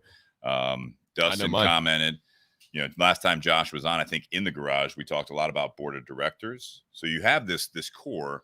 I think that's a very valid point. I think the issue is that in your given circumstances, you can't always choose who your boss is. You choose who you're in a relationship with, and more, right now more apparent is that you can't necessarily choose who your neighbors are. Mm-hmm. I think this is what's that? You can move. I think that with that, the constant communication is the key. Yep. It's that consistency. I keep going back to this whole Yelp culture that we're in. I'm a part of it too, where sometimes, I say one of the problems that we have right now is the snowflake generation, mm-hmm. because they need these pats on the back. They need all this shit and all that stuff. And I went through that phase too, where, I was managing some salespeople, not in the cigar shop. This is before all this stuff. And, right. I was managing frontline staff and all this stuff, and it was like they had a hard day, or they had a long day, or they dealt with some tough customers, and I'm trying to give feedback, I'm trying to talk to them, and they just want this positive feedback, and even I went through that where I was like, well, that's what the paycheck's for. You know what I mean? I don't need to thank you necessarily, because you're getting paid to do a job. You know what I mean? And maybe that was just me in a different mindset at a different time, but it was just like one of those things. It's like you're doing the basics, and that's what we're talking about with like the whole puppy thing. Like now you're doing the basics, and you want to thank you. Like that's what payroll is, right? You know what I mean? You're doing this for pay. But it has that. I'm sorry. Go ahead. That's going back to a mindset, and I don't want to discredit or get on anybody who has that, but I would say that person doesn't have a leadership mindset. I would agree completely. And I think there was a time and place that was more the norm. And I'm not going to say it's because of the snowflake generation. I'm not saying this, but we have, I think, been exposed recently to, I think, again, this is my personal opinion, that the Yelp culture, I keep going back to that because most of the time it's negative. When you get a negative review on your business, and you look at their other reviews, they're all fucking negative, except for that one place they love. You know what I mean? It's just like, this is the feedback that people provide. If you do a good job, you're not hearing anything from these people. They may be back, or they may tell someone, but they're not putting it out there in public. Right. I think that's a problem. I think that we need to have the communication. You think as a society, we'd go through that where we don't give enough positive. I think that accountability, based on what Teresa was saying, and this is how I took it, is that accountability, and I talked about it a lot last week, is I think that the accountability is typically dealt with the negative side of it. Yeah. Right. So you do something wrong. That's what's happening right now, I think, is that it's so easy to point a finger, no matter not which side you're on, but whatever the issue is, like you just point the finger at someone doing something wrong. And you focus on, and I think I brought it up last week, is the 80-20 rule. You basically manage, or you basically give feedback to the top 10% and the bottom 10%, and the other 80% you don't even address. It's just business as fucking usual. And I think that's the problem with the motivation is that you don't necessarily motivate the people at the top 10%. They're motivated on their own almost. You know what I mean? They whether it be by whether it be by the money, whether it be by something else. Put your hand down. It's just if the bottom 10%, they're also not going to be motivated by no matter what you say. By anything. Whatever you say. It's like it's just what's going on. And you say, all right, Bob, I love having Bob back in the garage. It's like he's in the corner of my eye. But I can tell you from experience, the bottom 10%, they're already there. The top 10%, they're already there. Right. The 80% is where you actually make change. Not only because it's the majority, but I think that's because you have a broad spectrum of a mix of people that they do need the positive and negative reinforcement. Right. Both sides of it. But going back to where you said, as a manager or an employer, back when you were, at Two Men, and your mentality was, well, that's what you're paid for. That's your paycheck. That's your positive reinforcement right there. That's your motivation. That's your attaboy right there. It's the paycheck. What more do you want? Yeah. Has your mentality changed since you've evolved? So it has to. Oh, God damn it. Shannon's walking up to the microphone. Nate, if you momentarily, my friend, I want to dive into this one. No, I think it has changed. So there is a level of that, right? So I think that I can tell you it has changed, and I know that for a fact. For I'm just asking. I think, whether it be work, whether it be something else, I think that this is something that the one thing that's changed for me is the constant communication. I think that this is something that when you look at the basics, it should be enough that there is an understanding there that if you do a good job, you keep your job. Right. If you do a good job, you keep your relationship. I also think that there should be more feedback on the positive side. I think there should be more thank yous. I think there should be more recognition of people doing a good job, because before it's too late, and I'm not gonna say this, but before I go too far into the metaphor, if you will, in the bigger scope, is that if you don't acknowledge the good, just like a job, just like a relationship, whether it's romantic or a friendship, by the time you get to the things that have been building up, it's too late. Well, what about when there's consistently so much negative, right? Where it's constantly not going your way, not going your way, not going your way. Move on. What if, how do you get to the point where you can still see the positive in some people, even if they're going through so much negative, where positive reinforcement necessarily isn't doing it, but you still take the time out of your day to really still, invest your time into that person, because you know that you've seen the good. It's just not there currently. Individually, if you go to the job side of it, is for me and relationships, which I have a harder time with, but from a job side of it is if you are trying to save that individual, you will do them a favor by, if you feel like you've exhausted all the options, you're trying to do the positive reinforcement, you're trying to show them the silver lining, and they still, and typically it's because of other things going on in their life, you will do them a favor in the long term, hopefully, if you say, part ways.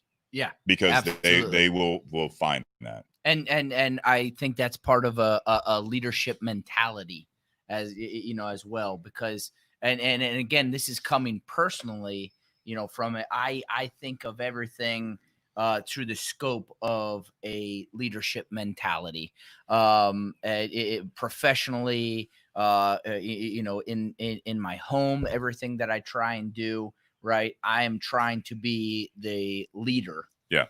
And so, when it gets to that point, Ryan, that you're talking about, that, that I could not have said it better, Steve, that I think that if you've exhausted options and you have tried, I think that, hey, it's best that we part ways, whether that be relationally, whether that be, a friendship, what have you.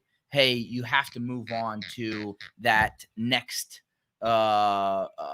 relationship, because you're spending time and energy, right, that you only have so much of, and you're investing in people.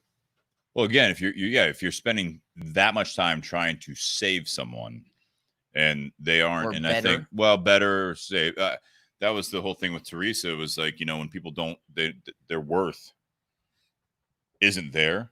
I think that happens a lot of times, is that the worth isn't there. And I got to tell you that I think there's a level that you can't save everyone, Ryan.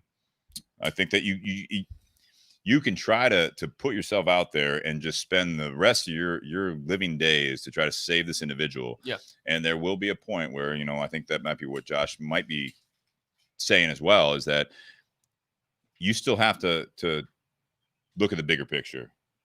And some people don't necessarily want to get even the positive feedback, Sure, even before it gets negative.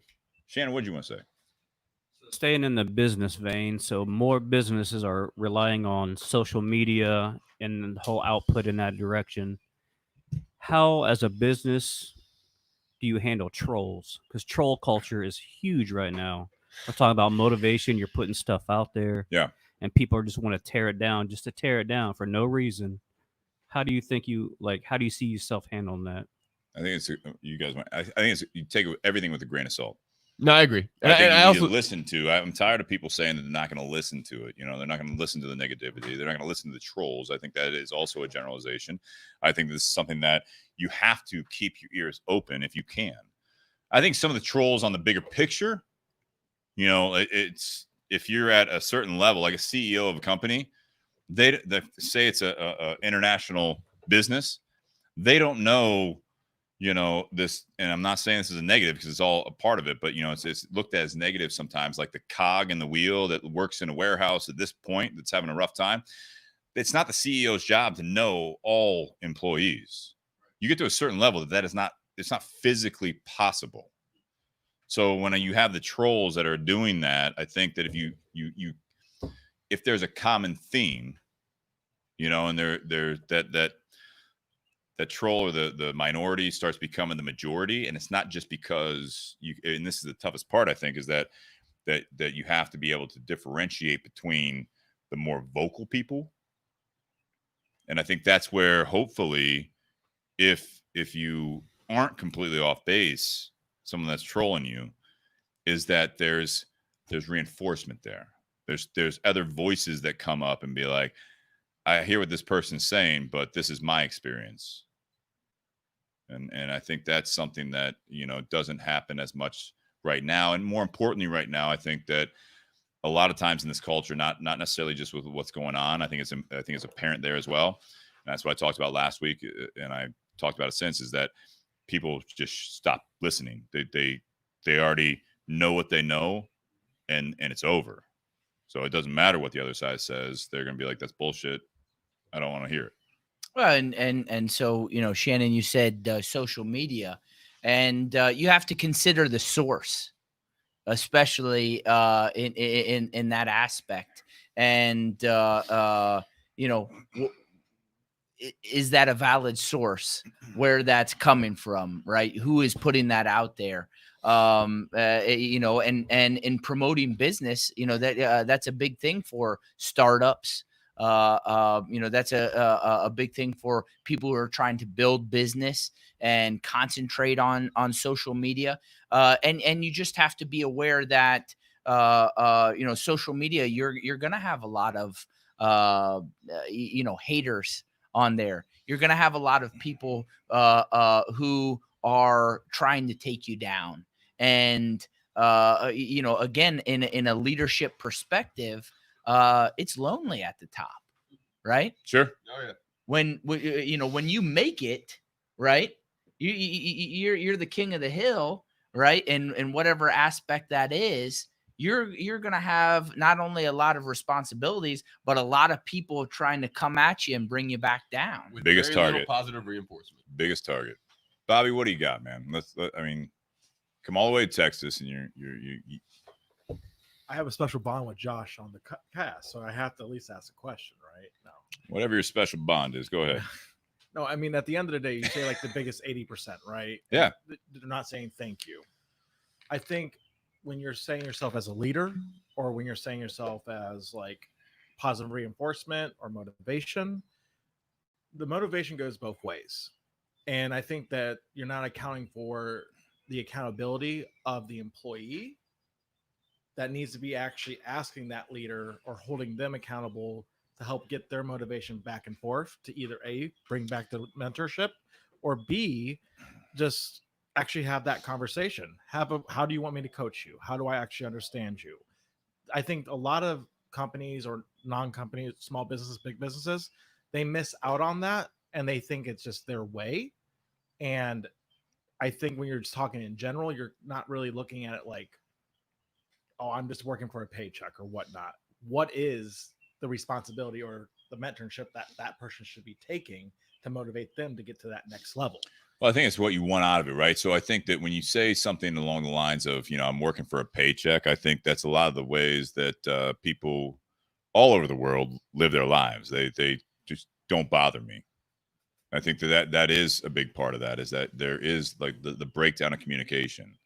And I think the most vocal people, and again, I think even people that just want to be left alone, they want to be left alone until now it's affecting them.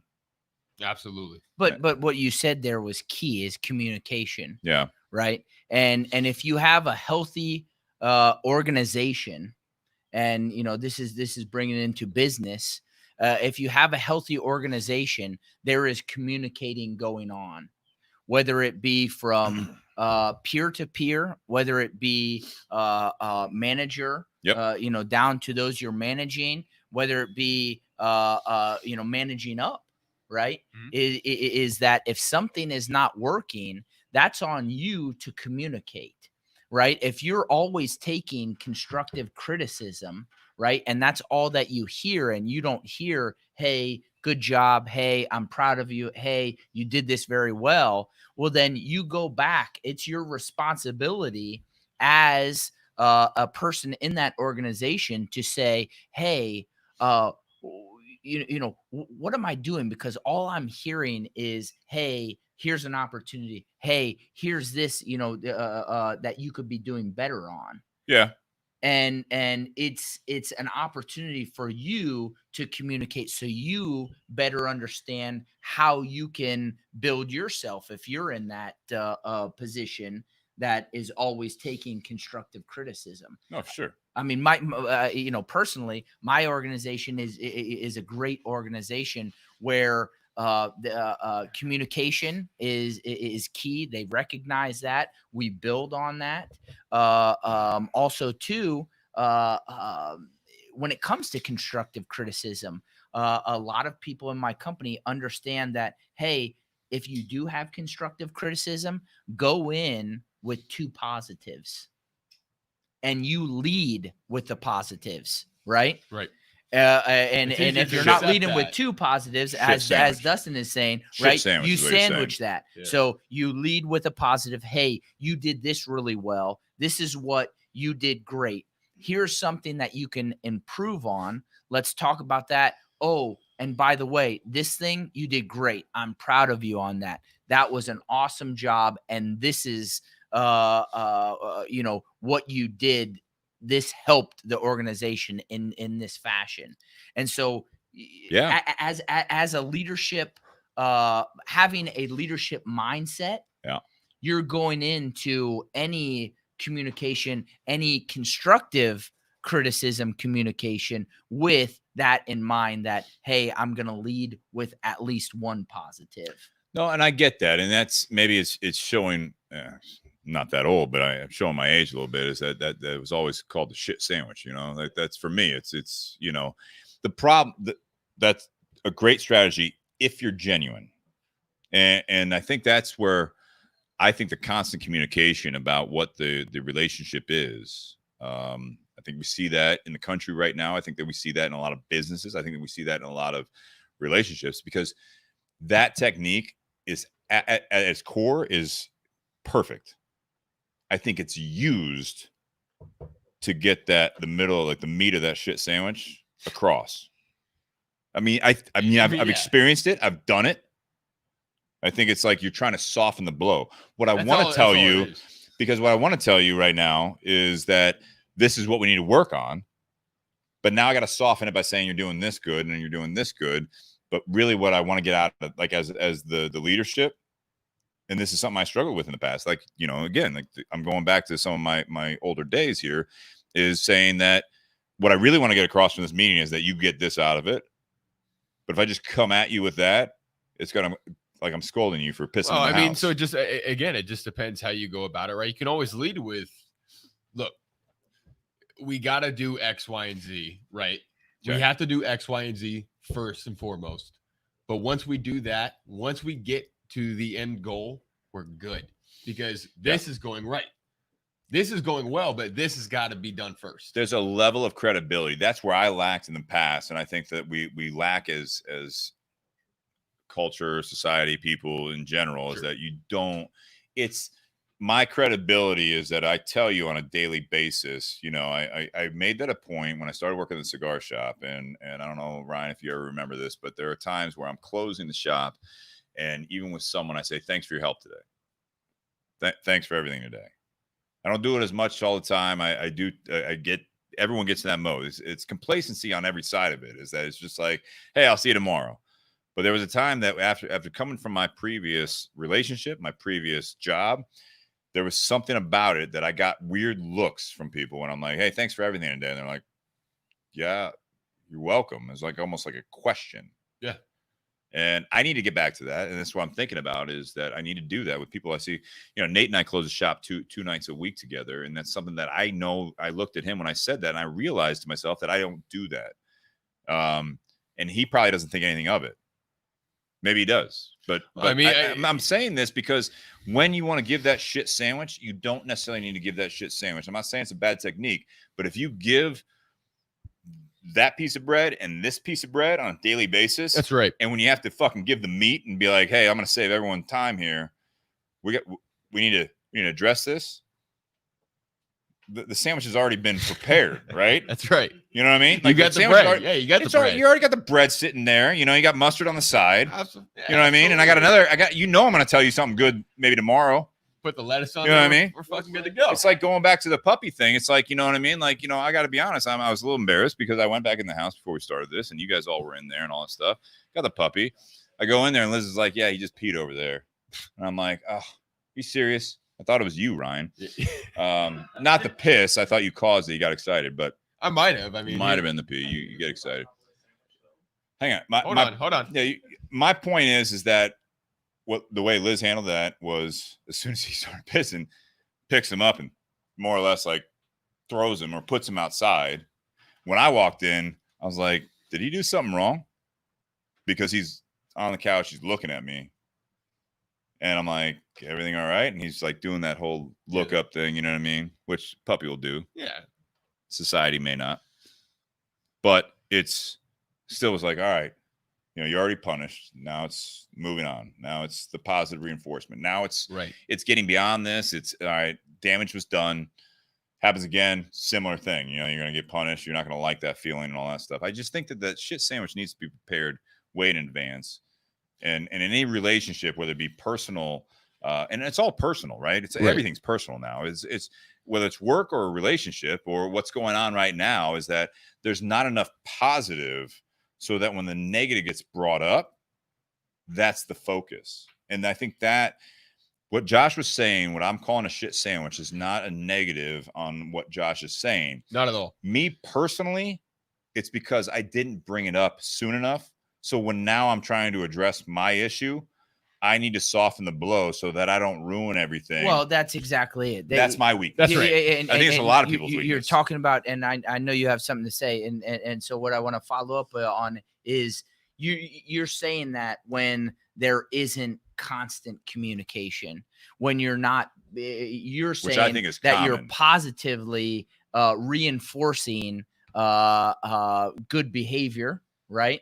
And that's a constant. And so because you're giving that on a regular basis, you're seeing your employees on a regular basis and constantly giving that when it comes time to giving constructive criticism, that doesn't need to be led with a positive. Because I'm lazy and I don't, and I think a lot of people don't do the positive side. We don't have that constant communication. Right. You don't say at the end of the day, and I'm not saying you that's have to why send you're out an saying email. that. You to don't have to everyone. say it every day. You know what I mean? It's having that general mentality where you're appreciative. Yes, Cesar is saying carrots and the sticks. He was saying it earlier. I mean, it's like it's all about the carrots and the sticks. But if you don't say nice job hitting that, if it's all just carrots and sticks, in my opinion, and I think that's what he's talking about. Is like Nate just put it on the feed. The shit sandwich needs more bread. Absolutely. I don't think Yeah. sandwich should exist because they can actually. No, shit sandwich needs to exist. People see through it. Well, so Bobby's in the audience saying that the shit sandwich doesn't need to exist. What Nate's saying with that metaphor is that if you just pile up that bread, setting that up with the positive, Got ready to go.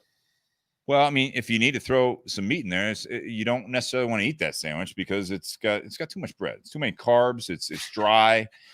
No, No, I'm just saying, you keep doing that. It's like you're constantly feeding that person, and more importantly, not sarcasm aside, but you're constantly feeding that person, right? right. It's like the all right. So you're at a pond, you're throwing out bread. They keep coming back, right?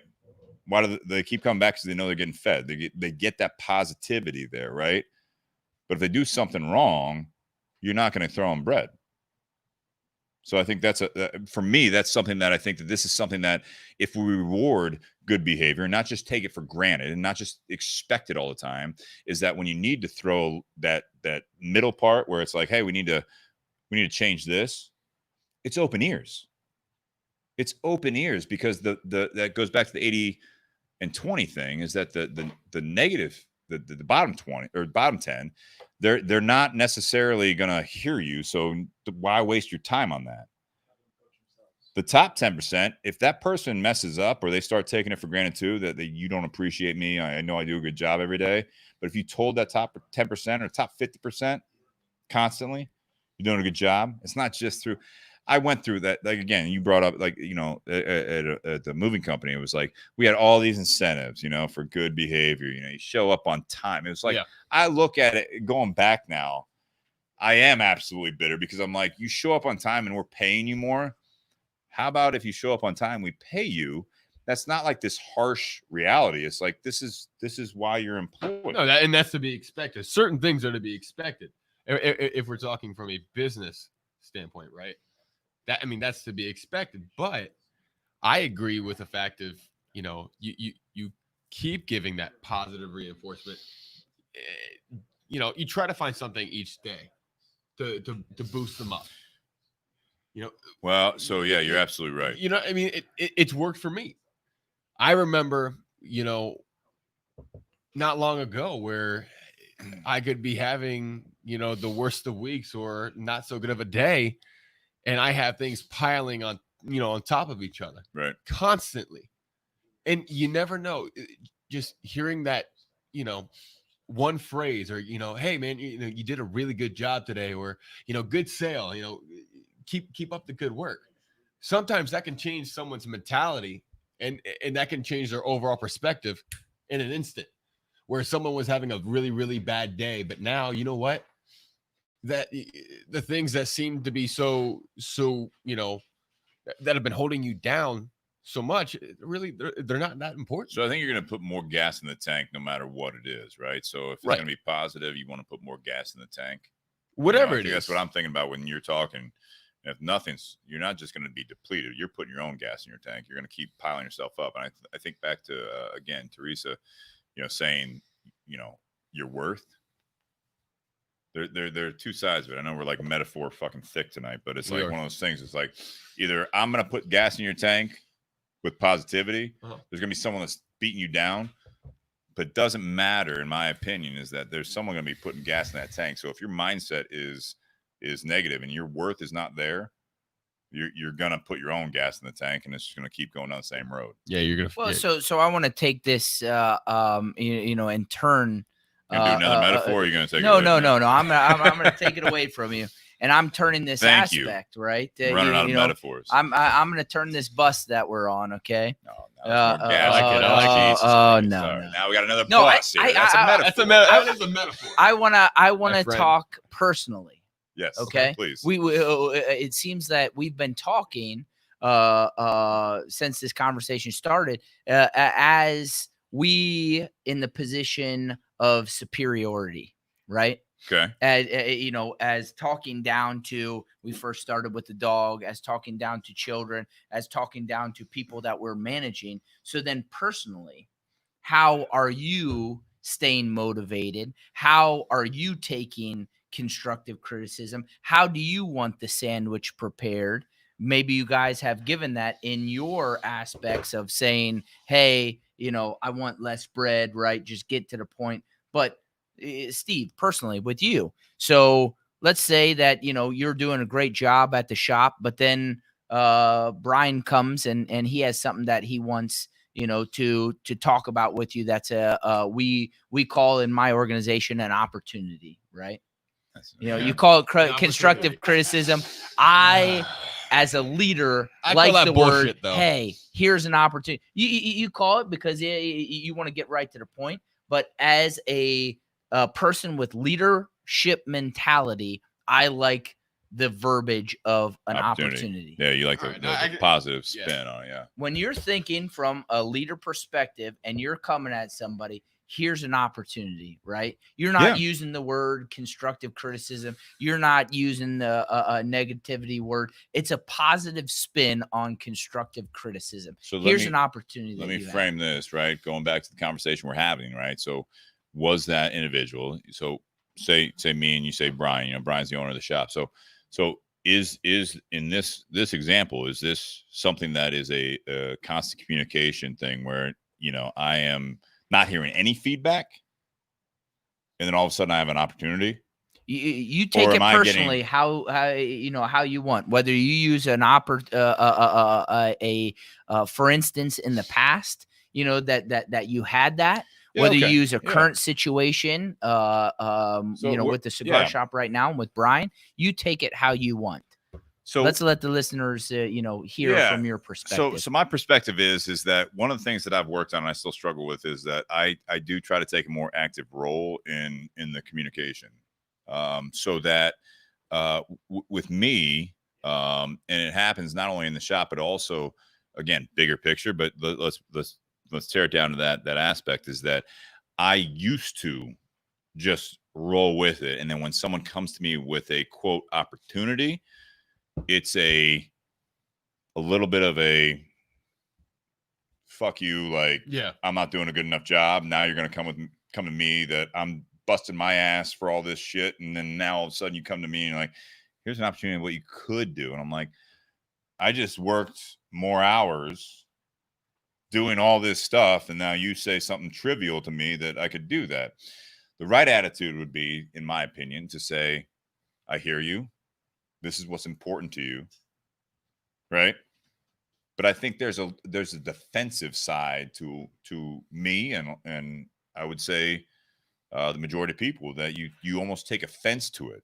So this opportunity moment, you can put it on a silver platter. You can dress it up. You can make it look like this gorgeous, steak dinner. This is something you can enjoy if you do this. And I'm like, well, why am I not eating that? Why am I eating hamburgers after I busted my ass for you? You know what I mean? I look at it as, now what I've learned is that I want to take more control of the situation from my vantage point, so that this opportunity is a true opportunity and it's more thought out, and it's not this dressed up pig.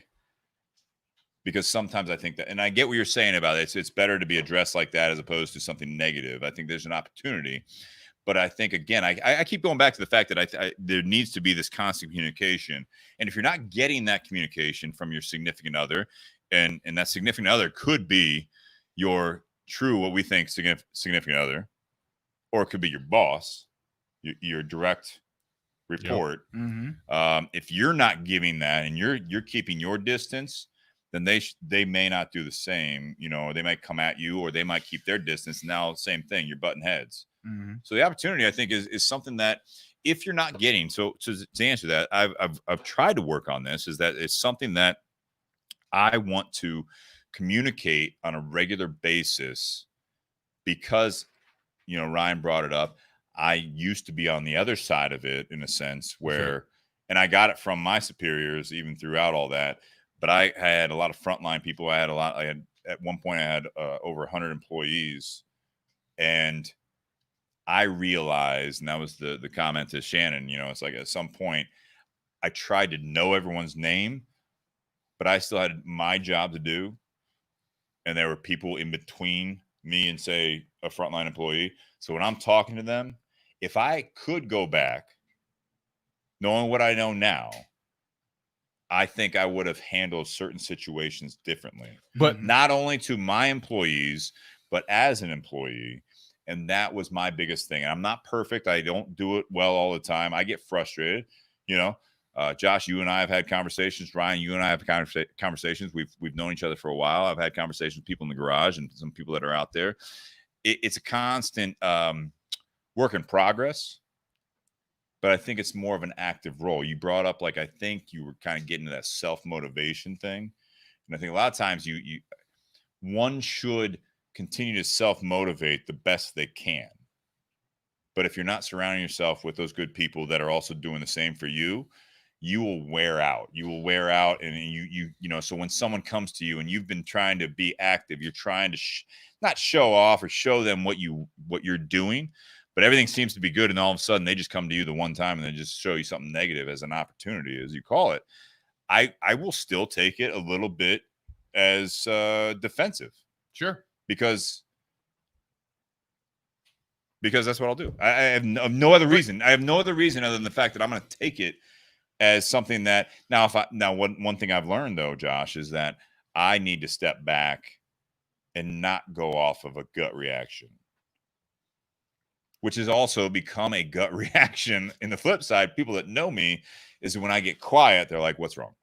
Yeah. I can tell you're pissed off. I can tell you're upset. And I'm like, "I'm good." And then I already know this. Yeah, I don't wear my heart on my sleeve. I just wear my heart on my distance. On your if face. That makes sense. Yeah. That's just my face, Ryan. I mean, I'm always a little Yeah, concerned. so You'll get them when you're older. It's fine. So here's my thing, though. Like, you know, you say you wish if you could go back and handle certain things differently in a previous role. Yeah. The change that you're talking about, it's monumental. I mean, that's a complete change of heart. Where exactly did you find the motivation to evolve to that point? Because those are two completely ways to handle, the same situation. No, you're right.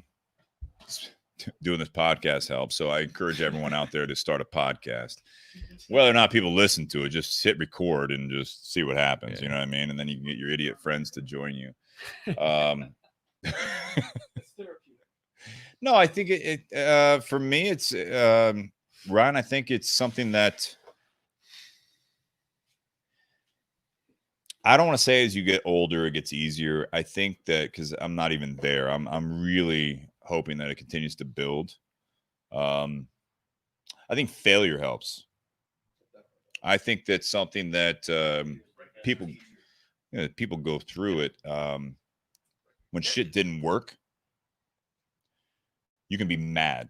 You can project constantly.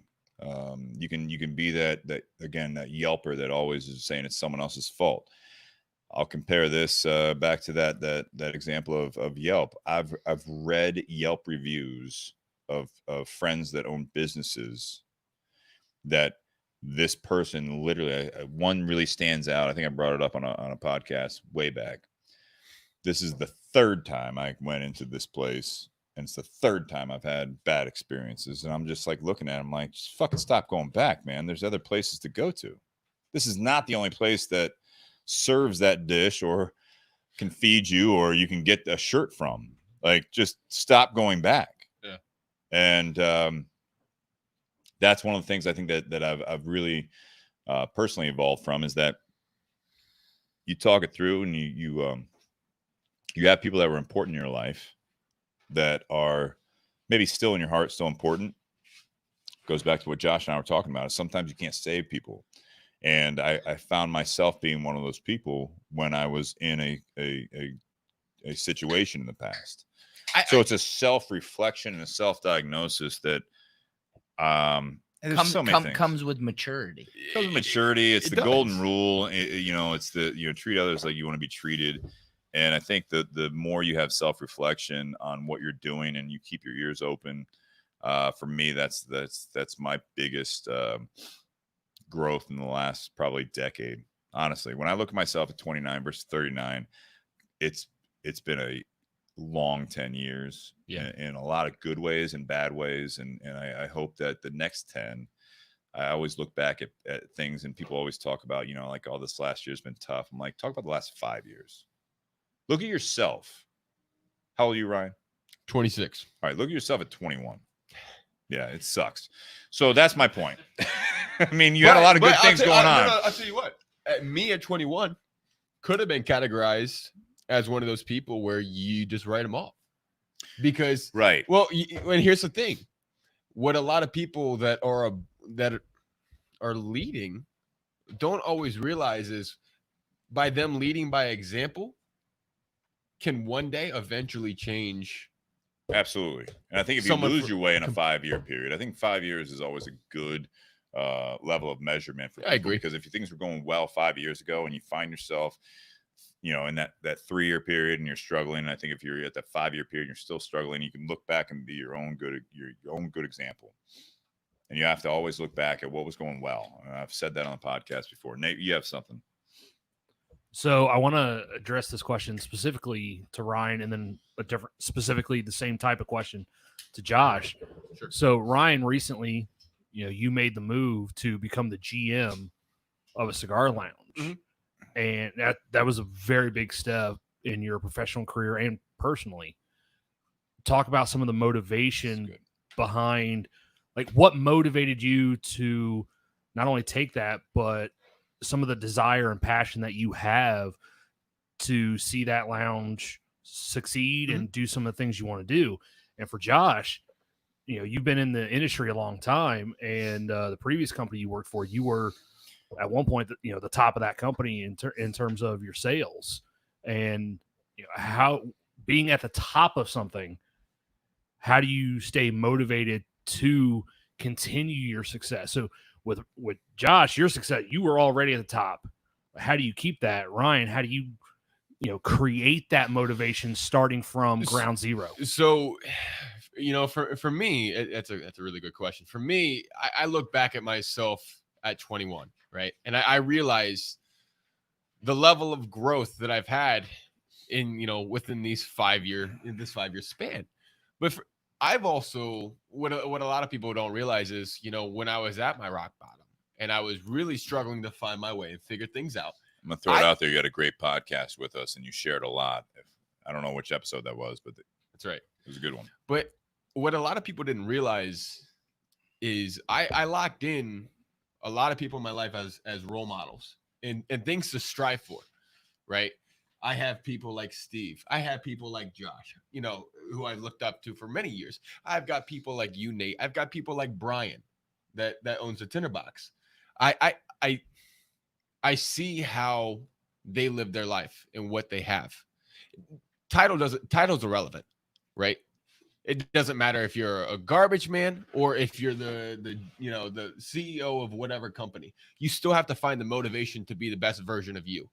And I found my motivation in the role models that I've put in my life. I want to be like these people in some way.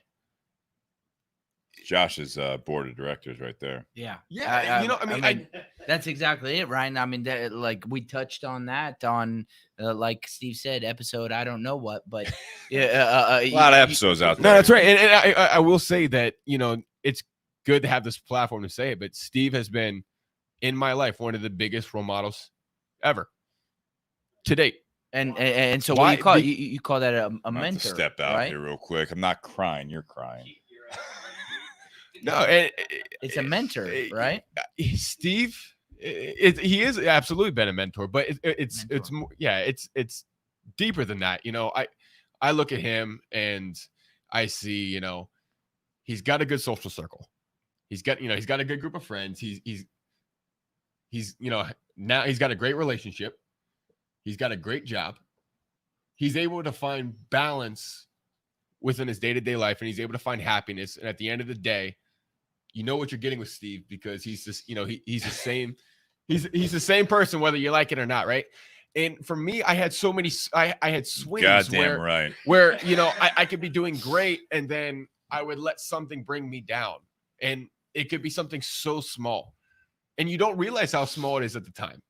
But it's all about persevering and pushing through and motivating yourself to keep going another day.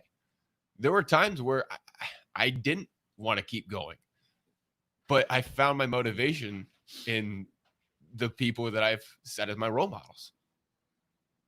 Thank you for sharing that. Absolutely. Yeah, I mimic that in a lot of what I set up in who I surround myself with, right? And in that loose terminology, we call it a board of directors. I call a board of directors of people that I look up to. You have direct mentors, and then you have indirect ones that you're reaching out to on a regular basis, that you're having communication with, that you're taking decisions, right? Life decisions too. Hey, what do you think about this? But then you have those direct mentors that you're going to and saying, hey, how am I doing on my day-to-day basis? And you've set up this expectation to them to give you that constructive criticism. And, we were talking about before, and I said the word maturity, right? That comes with maturity, where, right, the constructive criticism, when I was younger, I was very defensive in that, right? What am I doing wrong, right? And as with maturity, I have developed into, hey, I want to hear those things, because they are, to me, that term, opportunities that I can work on, that I can develop with me.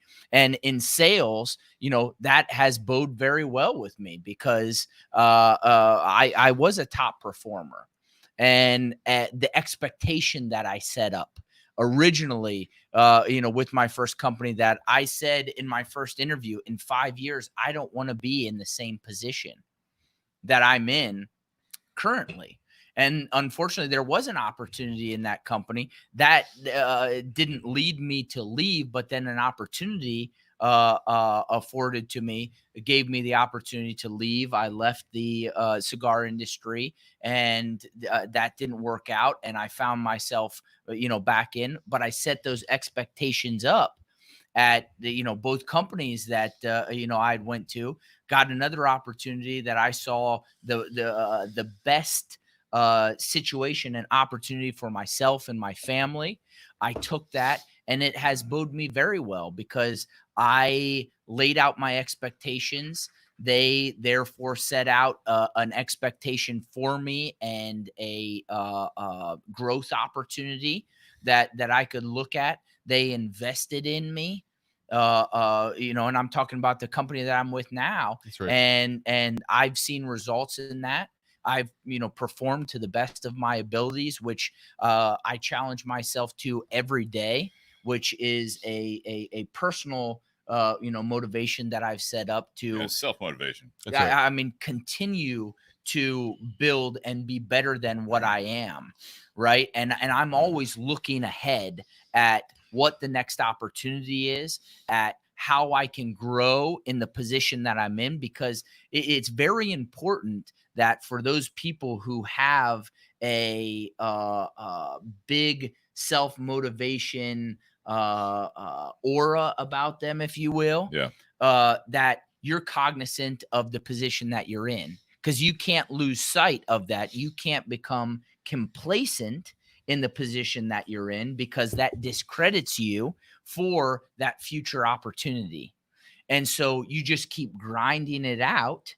And despite the situation, whether it be what you want to be in or not, if you're with an organization that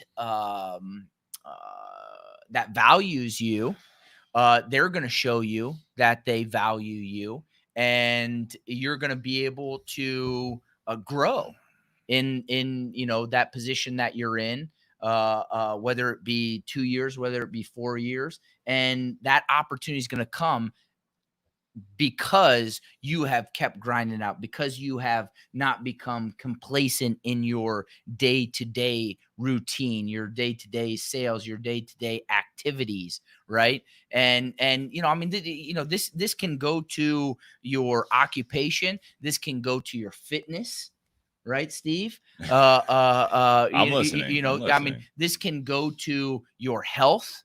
I mean, there's so many ways that we can take this conversation and expand this conversation. But whatever you want to do, it first starts with you. That's right. Right? Yeah. It 100%. starts with you. It starts with your daily routine and what you're doing to make the situation that you're in personally better. Yeah. Right?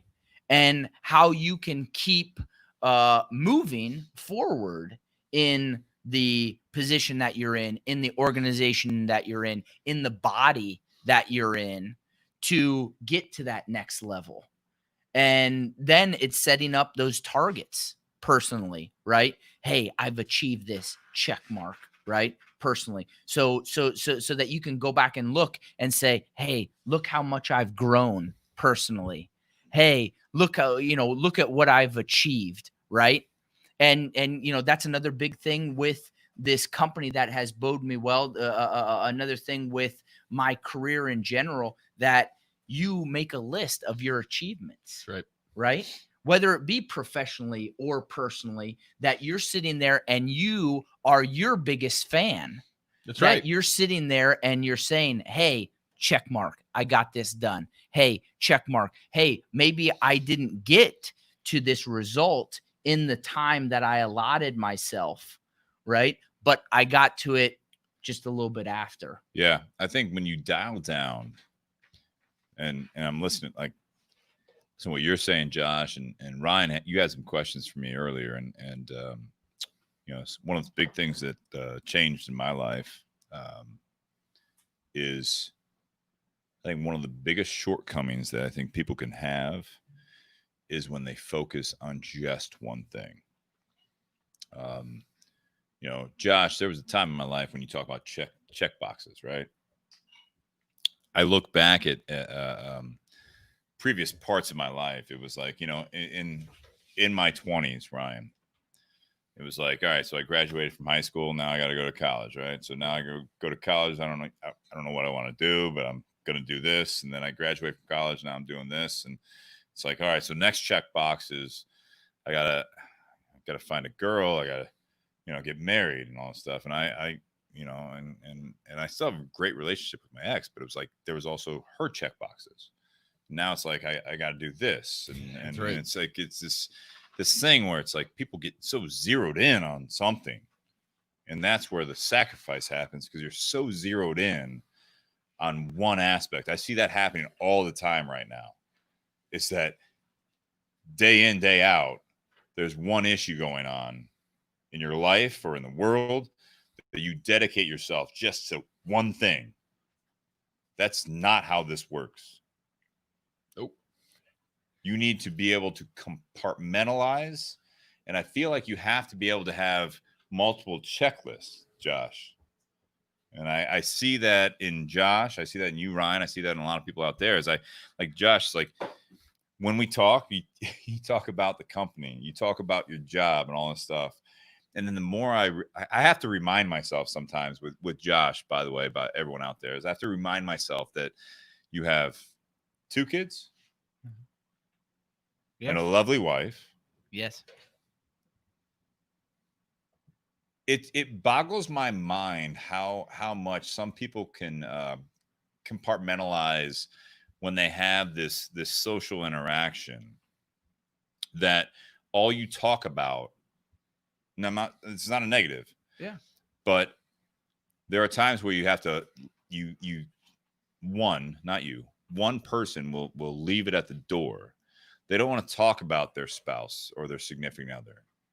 or they don't want to talk about the kids. They want to talk about what they think is relevant to you. And I think a lot of the times, one of the things I like about Josh, what I know about him, is the big picture. And the fact that you can be on the road.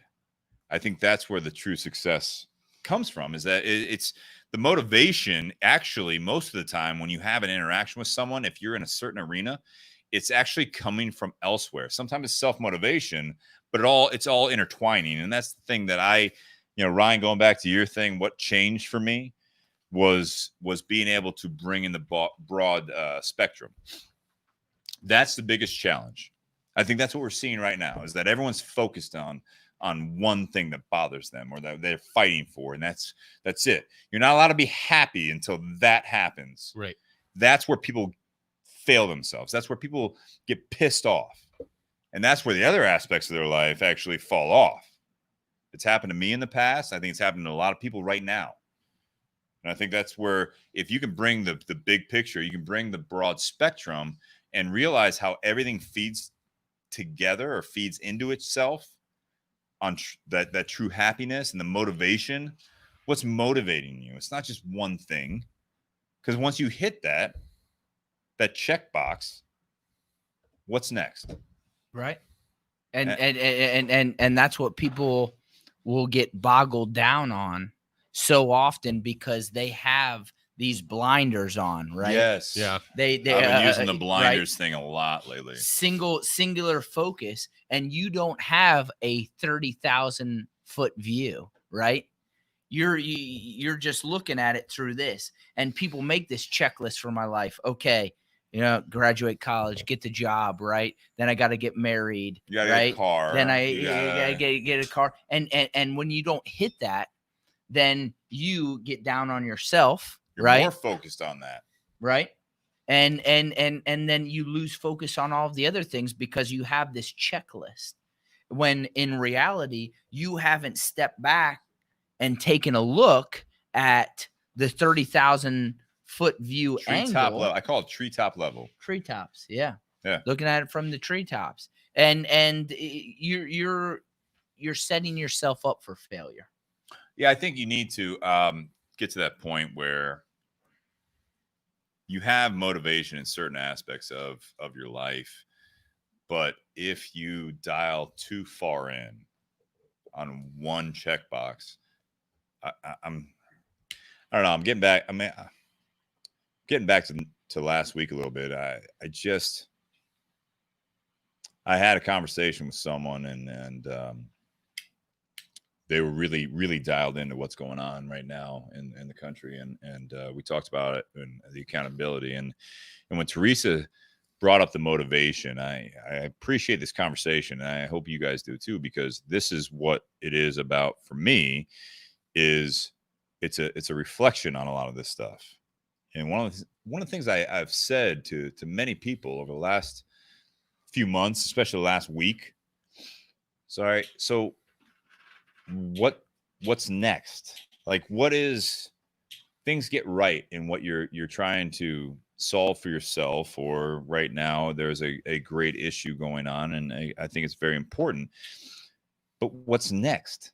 Like, I'm tired of looking at Twitter and the same accounts that I follow. It's one battle, and now that's over. Now there's another battle, and then it's like, all right, so what's the second half of 2020 going to bring? Not only for the society or the country or whatever it is, but I still don't get, like, is everything else in your life in check? Are we good? Because I said this, is that I was hesitant, and for those that follow us on the podcast or follow me personally or follow the Tinder Box Easton, I am so hesitant to post something that is a good moment in my day-to-day. Like, if I'm smoking a good cigar while I'm driving to the gym or after the gym, because that's not socially acceptable. If I'm smoking a good cigar, sun's out and all that stuff, if I post that and be like, I hope everyone's having a good day, now I'm an asshole. That's the reality right now. It is right now. That's the reality right now. Because unless So- you're not So if I'm not commenting on the one checkbox that we all desperately need right now, I'm Right. not going to take away from that. But now 100%. it's the point where I can't take care of the other checkboxes. So now my personal relationship, my home life's going to get sacrificed. My job's going to get sacrificed because all I'm doing is focusing on this greater good.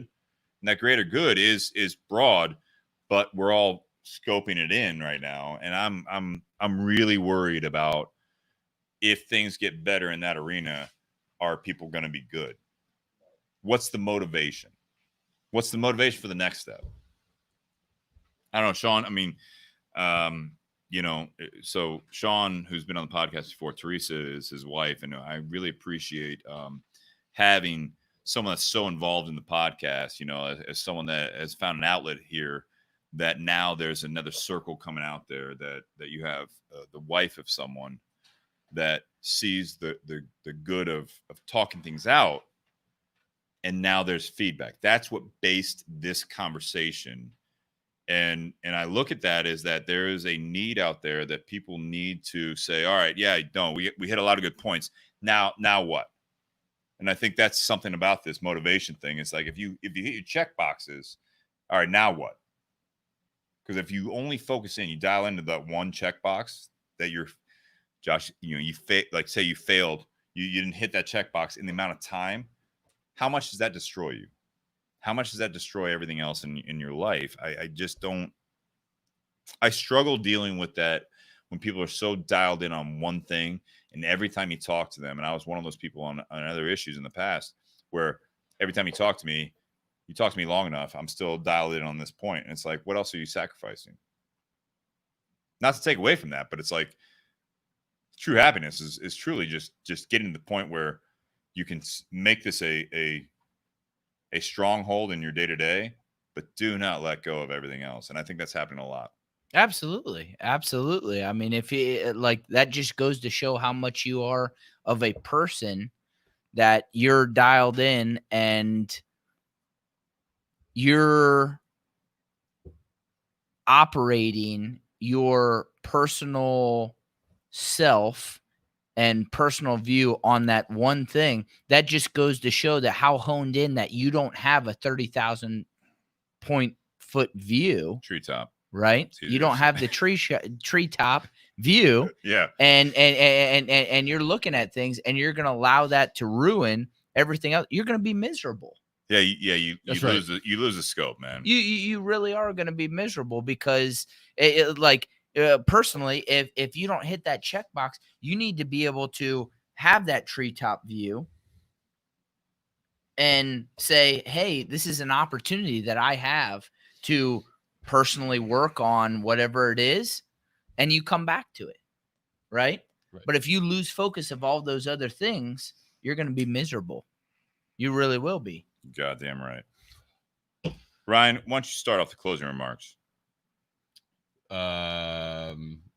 Josh, why don't you start off? Yeah, I was gonna say, Josh. I'm still processing. Anyone in the audience? Yeah, I'm sorry. I'm still processing. Can we get Liz out? No, get away from me. Come on, guys. You're not on the podcast. No, I was still processing everything. Let's get Frank, my puppy, out here. I still got more to say. By the way, guys, we have yet to touch on Josh's blend, which I'm still very disappointed that we haven't touched on the cigar, because this, my friend, is fantastic. This is this really shows your knowledge of tobacco just by, doing it blind. The quality of the cigar. This is amazing. Well done. Yeah. Well done. Thank you. I really appreciate that. Gotta work on the band a little bit. Yeah, come on, man. I am going to save this band. I'm not saying go blue. I'm saying just to, And I do have a question. Would be good. What's the Burberry? What's the aftermarket resale on these? Are they worth more, especially be blended by you? I think so. The secondary market is a little bit. It is priceless. Bobby coming in there. No. Seriously though, I really do appreciate that. I worked a long time. A lot of blood, sweat, and tears went into this blend.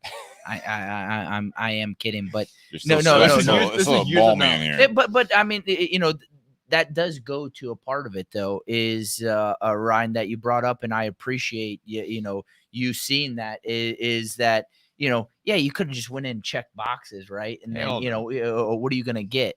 But going in there, having a bit of knowledge of the tobaccos that are being used and what might work better. The binder, this binder doesn't necessarily work with these 3 fillers. I like to interject. I like Ryan's question where did you actually take the time, like a lot of master blenders do, where you were smoking the puritos of every tobacco? I thought that was a very valid question, because when you said no, you went off of your knowledge. Right. What you liked, and you came out with this blend. And yeah. So I mean, in essence, it was very blind, right? And they put together, and you could, for lack of a better words, get a dog turd, right? I mean, you really could, get something that is not enjoyable to the palate. But you did not, though. But I mean, this combination is really something to be spoken for. It gets that sweetness on on the side of the your tongue, that you get the little bit of spiciness from those ligeros. That Dominican ligero tang, man, I'll tell you what, you can really pick that up towards the end. It gives it that substance, to that cigar, and then that Ecuadorian Sumatran wrapper just brings it all together. So I mean, I really do hope to reach out. I mean, again, such an amazing trip that I had the opportunity to go on. I have not posted on social media, but I did get to plant Criollo, and I got to watch it grow. I saw you rolling. Boy. So I got to roll my own cigar. We got to roll a Romeo and Julieta Reserve. I smoked that. I rolled the Toro, and but no, I mean, for this blend, it's something that I will take back, and I know that they will listen to, because that is how important they view you, not only as an employee, but as people who head up this factory.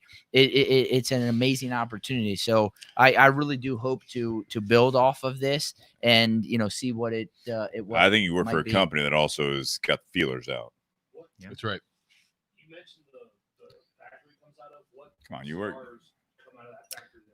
Yeah. So Nate asked, what other factories? You're not on the mic. So what other cigars come out of that factory? Yeah, the Reserve, the Romeo and Julieta Reserve, Habana Reserve, the brown box, that comes out of there. The Cheroot, the Henry Clay Cheroot. For my people that know the Henry Clay Cheroot, you know what it is. That's if you right. don't know, then you don't know. That's Quite right. different. Yeah, I mean, it is a little amazing Panatella. The St. Louis Ray utilizes Honduran tobacco. We have quite a bit of blends in the works. Most notably, the last one that just got a 93 rating was the Henry Clay Warhawk. Oh yeah, Got a 93 rating, and such an excellent cigar, going outside the parameters of what a Henry Clay was, utilizing that broadleaf and still utilizing the broadleaf in the binder, but utilizing an Ecuadorian Connecticut in the wrapper. And it got its nod and its recognition. So cheers to all of our workers at La Flor de Copan in Santa Rosa de Copan. We really do appreciate your hard work, and I mean, also thoughts go out during this time, this COVID, because Honduras, as far as I know, is still shut down. A lot of the factories there are still shut down. Mm-hmm. So we wish you well during this time, and can't wait to get out. But Steve, what are your thoughts? No, I think it's a great medium-bodied cigar. I think the retrohale. You guys didn't talk about the retrohale. It is, yeah. This is And if you inhale it, go ahead and take one back. Easy, Ryan. You're talking about Siri here. Oh, I'm sorry. No, I think this is a cigar that could be released under multiple brands of the Altadis portfolio. And it'd be interesting to see what you guys came out with, because I think this is something that I look at this as, again, talking about the whole, the corporate side of it, the job side of it, where we're talking about motivation. This is something that could be looked at as an employee like Josh. And this is a feel good. You're down here. We're going to do this. And you never see anything else. I think there's enough sharp people in the organization. Paul's one of them. Yeah. Paul Waller, who has been a big supporter, that I don't know how many they've rolled or if they have this blend on file, but this is one that I could see. Hopefully Raphael does not take credit for this one. I think this is something that, if I smoke this again, I'm like, this reminds me of something. And I hope that there's feelers out there, because this is something that this is where you truly grow with a company, that they do a project like this and you get to pick it all. And then maybe this isn't the first release you do nationally or internationally, but they're like, this guy, or to some of the people in the industry, is typically like this kid, knows his shit. That's right. We need to get him back down here. We need what'd you do here? Why'd you do it? And then you start growing that process, that project where this cigar really smoked well. And I got to tell you, you blended something we already make. You know what I mean? Because you never know the combination. You're like, we can't do that one because it's the same as this, but we're very impressed. And now we got to get you back down here, or I'm going to send you tobacco. And now we need to get this a regional project, or we need to start this. And now there's a growth period. There's a 10-year project where it's like you have some opportunity there that they gave you initially just almost as a feel-good thing. I don't think you're the only rep that's done something like this. No. But you might be one of the reps that they're like, this guy knows what he's talking about. That's right. Yeah.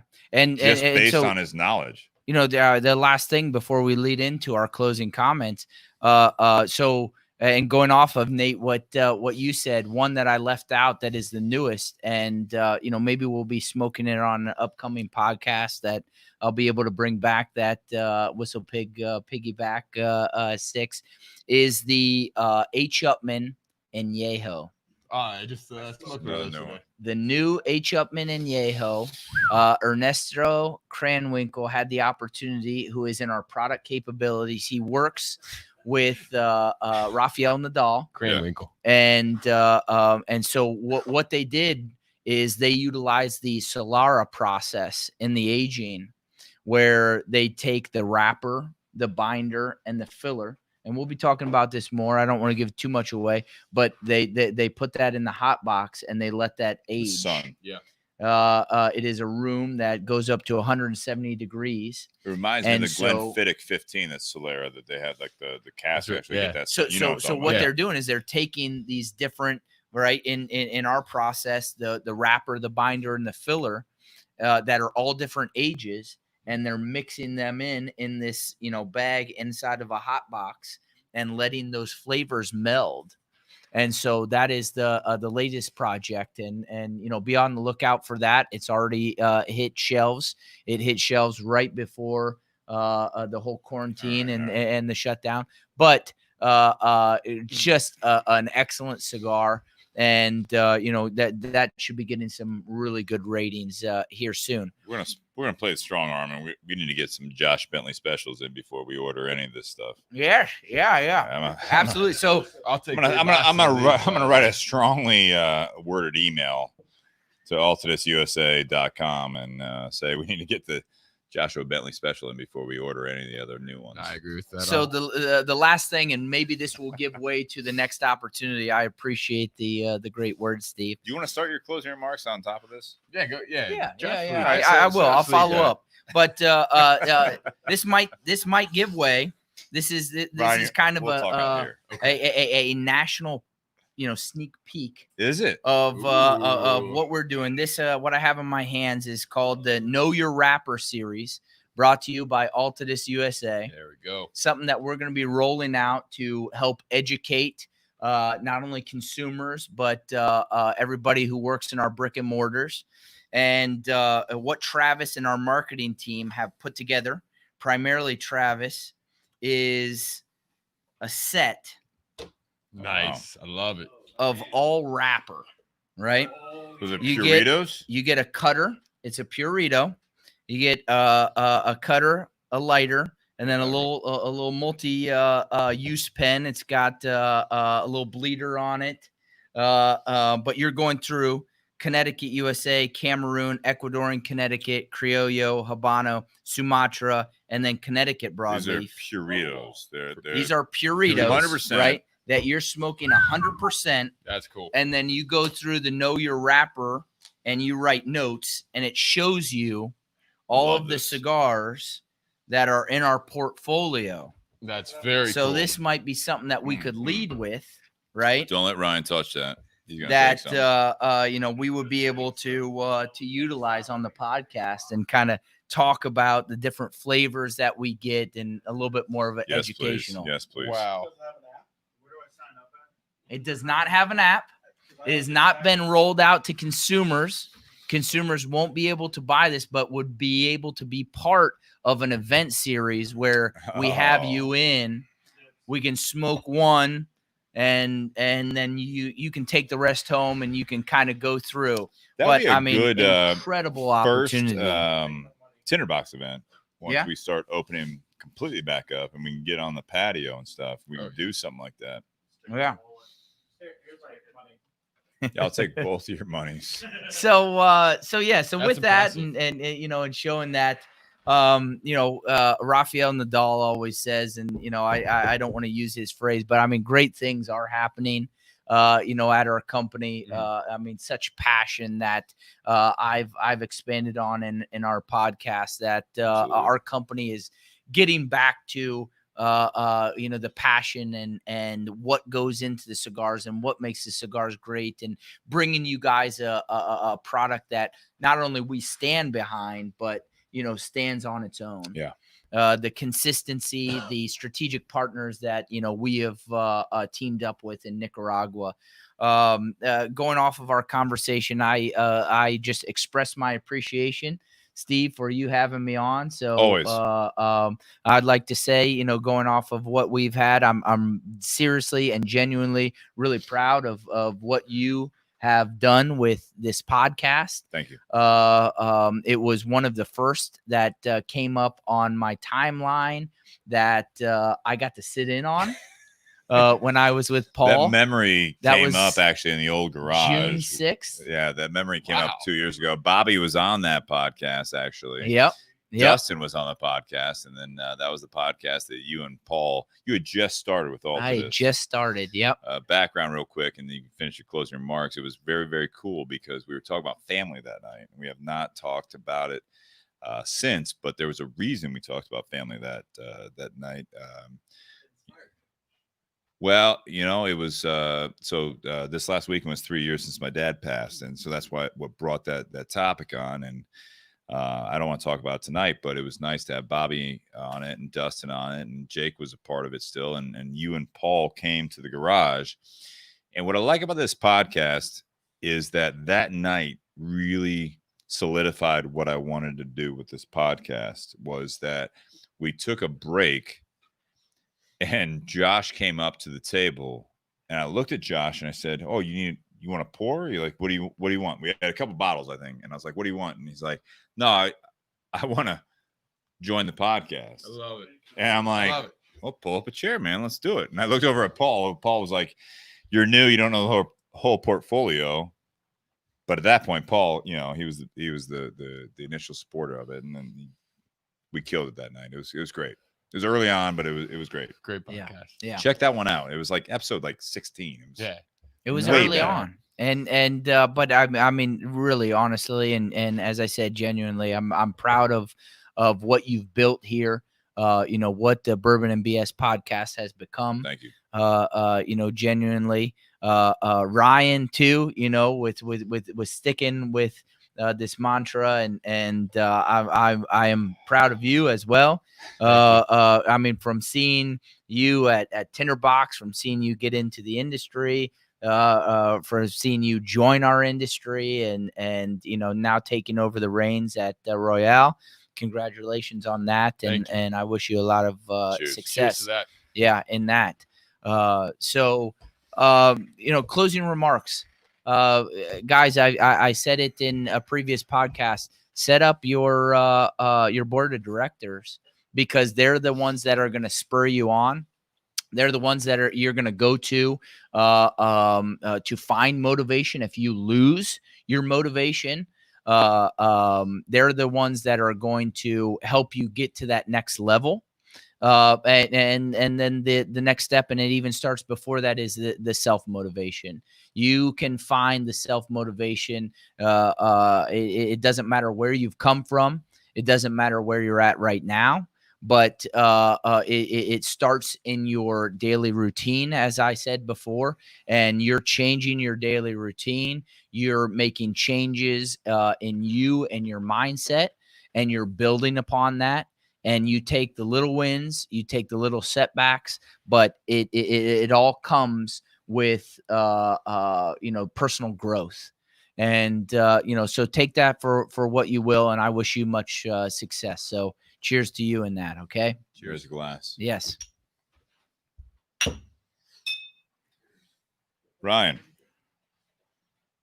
Well, you kind of started, and then Josh touched on the majority of the talking points, and when he said make sure you've got your board of directors set up, and make sure you've got everything in line for you to not only get motivated, but to stay motivated. Yeah. And that's been my big thing over the past couple of years, dabbling into the music industry, and then really, really diving deep back into the cigar industry now, where I'm now to the point where I haven't really spoke on it much, but I've fell in love again with the industry, and that's something that's big for me.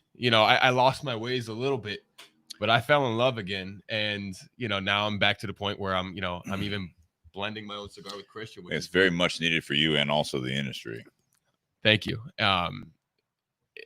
But my point to all of this is, I've got a lot of mentors that are not in this room right now. I've got Amar, I've got Brian Joyce, I've got, my mom, I've got, big mentor, my stepfather, a lot of my friends within the music industry, but the majority of them are right here in this garage. And I want to thank all of you guys for, keeping me motivated and keeping each other motivated. You know what I mean? We're in some tough times right now. Everyone is. And with everyone having each other's backs and constantly motivating each other to keep pushing and keep growing and keep being the best version of you possible, I've got that here in this garage. And I want to thank all of you guys and all the listeners too that are not with us right now in this garage. It's a pretty tight knit community, and I want to thank everybody that's listening. Steve. Tough one to follow up, and I got Cesar saying he's asking about some technical stuff, also like the Corojo versus Criollo. I mean, those are seeds, and that's something that's all right. So Nate's got that handled. What's up, Caesar? I think that Ryan, you're talking about that a bit about. I don't know. I'm tired of trying to not fill an agenda, but it's like when you talk about motivation, it's Jenny says it depends on what your payoff is, and I'm not against that. I think that's a valid point. When you're trying to grow or you're trying to make change, or whether it be in yourself or the organization you're with, you have to understand that the change or the next step tomorrow also involves everyone else. I'm tired of this. I mean, it's absolutely insane where it's like everyone just wants to get their point across. Like the motivation is shut off. And I talked about that with the accountability side of it, but I appreciate, and I'm going to put that challenge out to anyone else out there that's listening at this point, is that if you want something for us to talk about, is that when the response to accountability was about the motivation, how do you take it to the next step, is you have to realize that everyone's listening to what you're saying. As much as it's popular right now, is like I keep bringing up the Yelp culture. You want one person to listen to your feedback. That's not the case. In the cigar industry, you know, I love this know your rapper thing that you're doing, because this is an education. This is the nuts and bolts. What's happening in your professional life, your personal relationship, and what's happening in the world today is that, I said it last week, and I still believe that there are too many people that think that they know what they know, and that's their viewpoint, and that's it. So when you talk about accountability, you want people to be held accountable for not believing what you believe. Or if you're dialed into that one checkbox, that's all you care about. For me, it's you keep your ears open, you keep learning, know your rapper leaf. I think this is something that I love Ryan. I like it. Know your rapper leaf. Know what you're coming from. Know the whole picture. You know why people think that they think what they think. Know why you think that way. I think the motivation there is to, if your motivation is to create a better world for yourself, and it's you gotta acknowledge that it involves everyone else. I'm very frustrated at times that people, all they think about is what's on their Facebook page or what's in their home or what their work is. It's so close-minded that, you know, if you're just trying to check off a box, based on your new mission,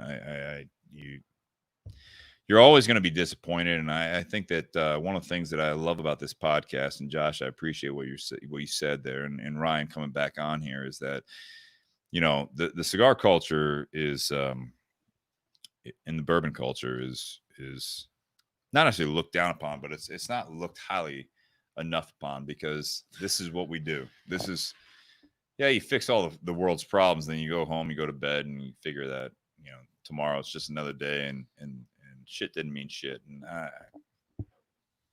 I think that if you know your, I keep looking down that, if you know your rapper leaf, it's not about big metaphor. It's not about your rapper leaf. It's what's inside, man.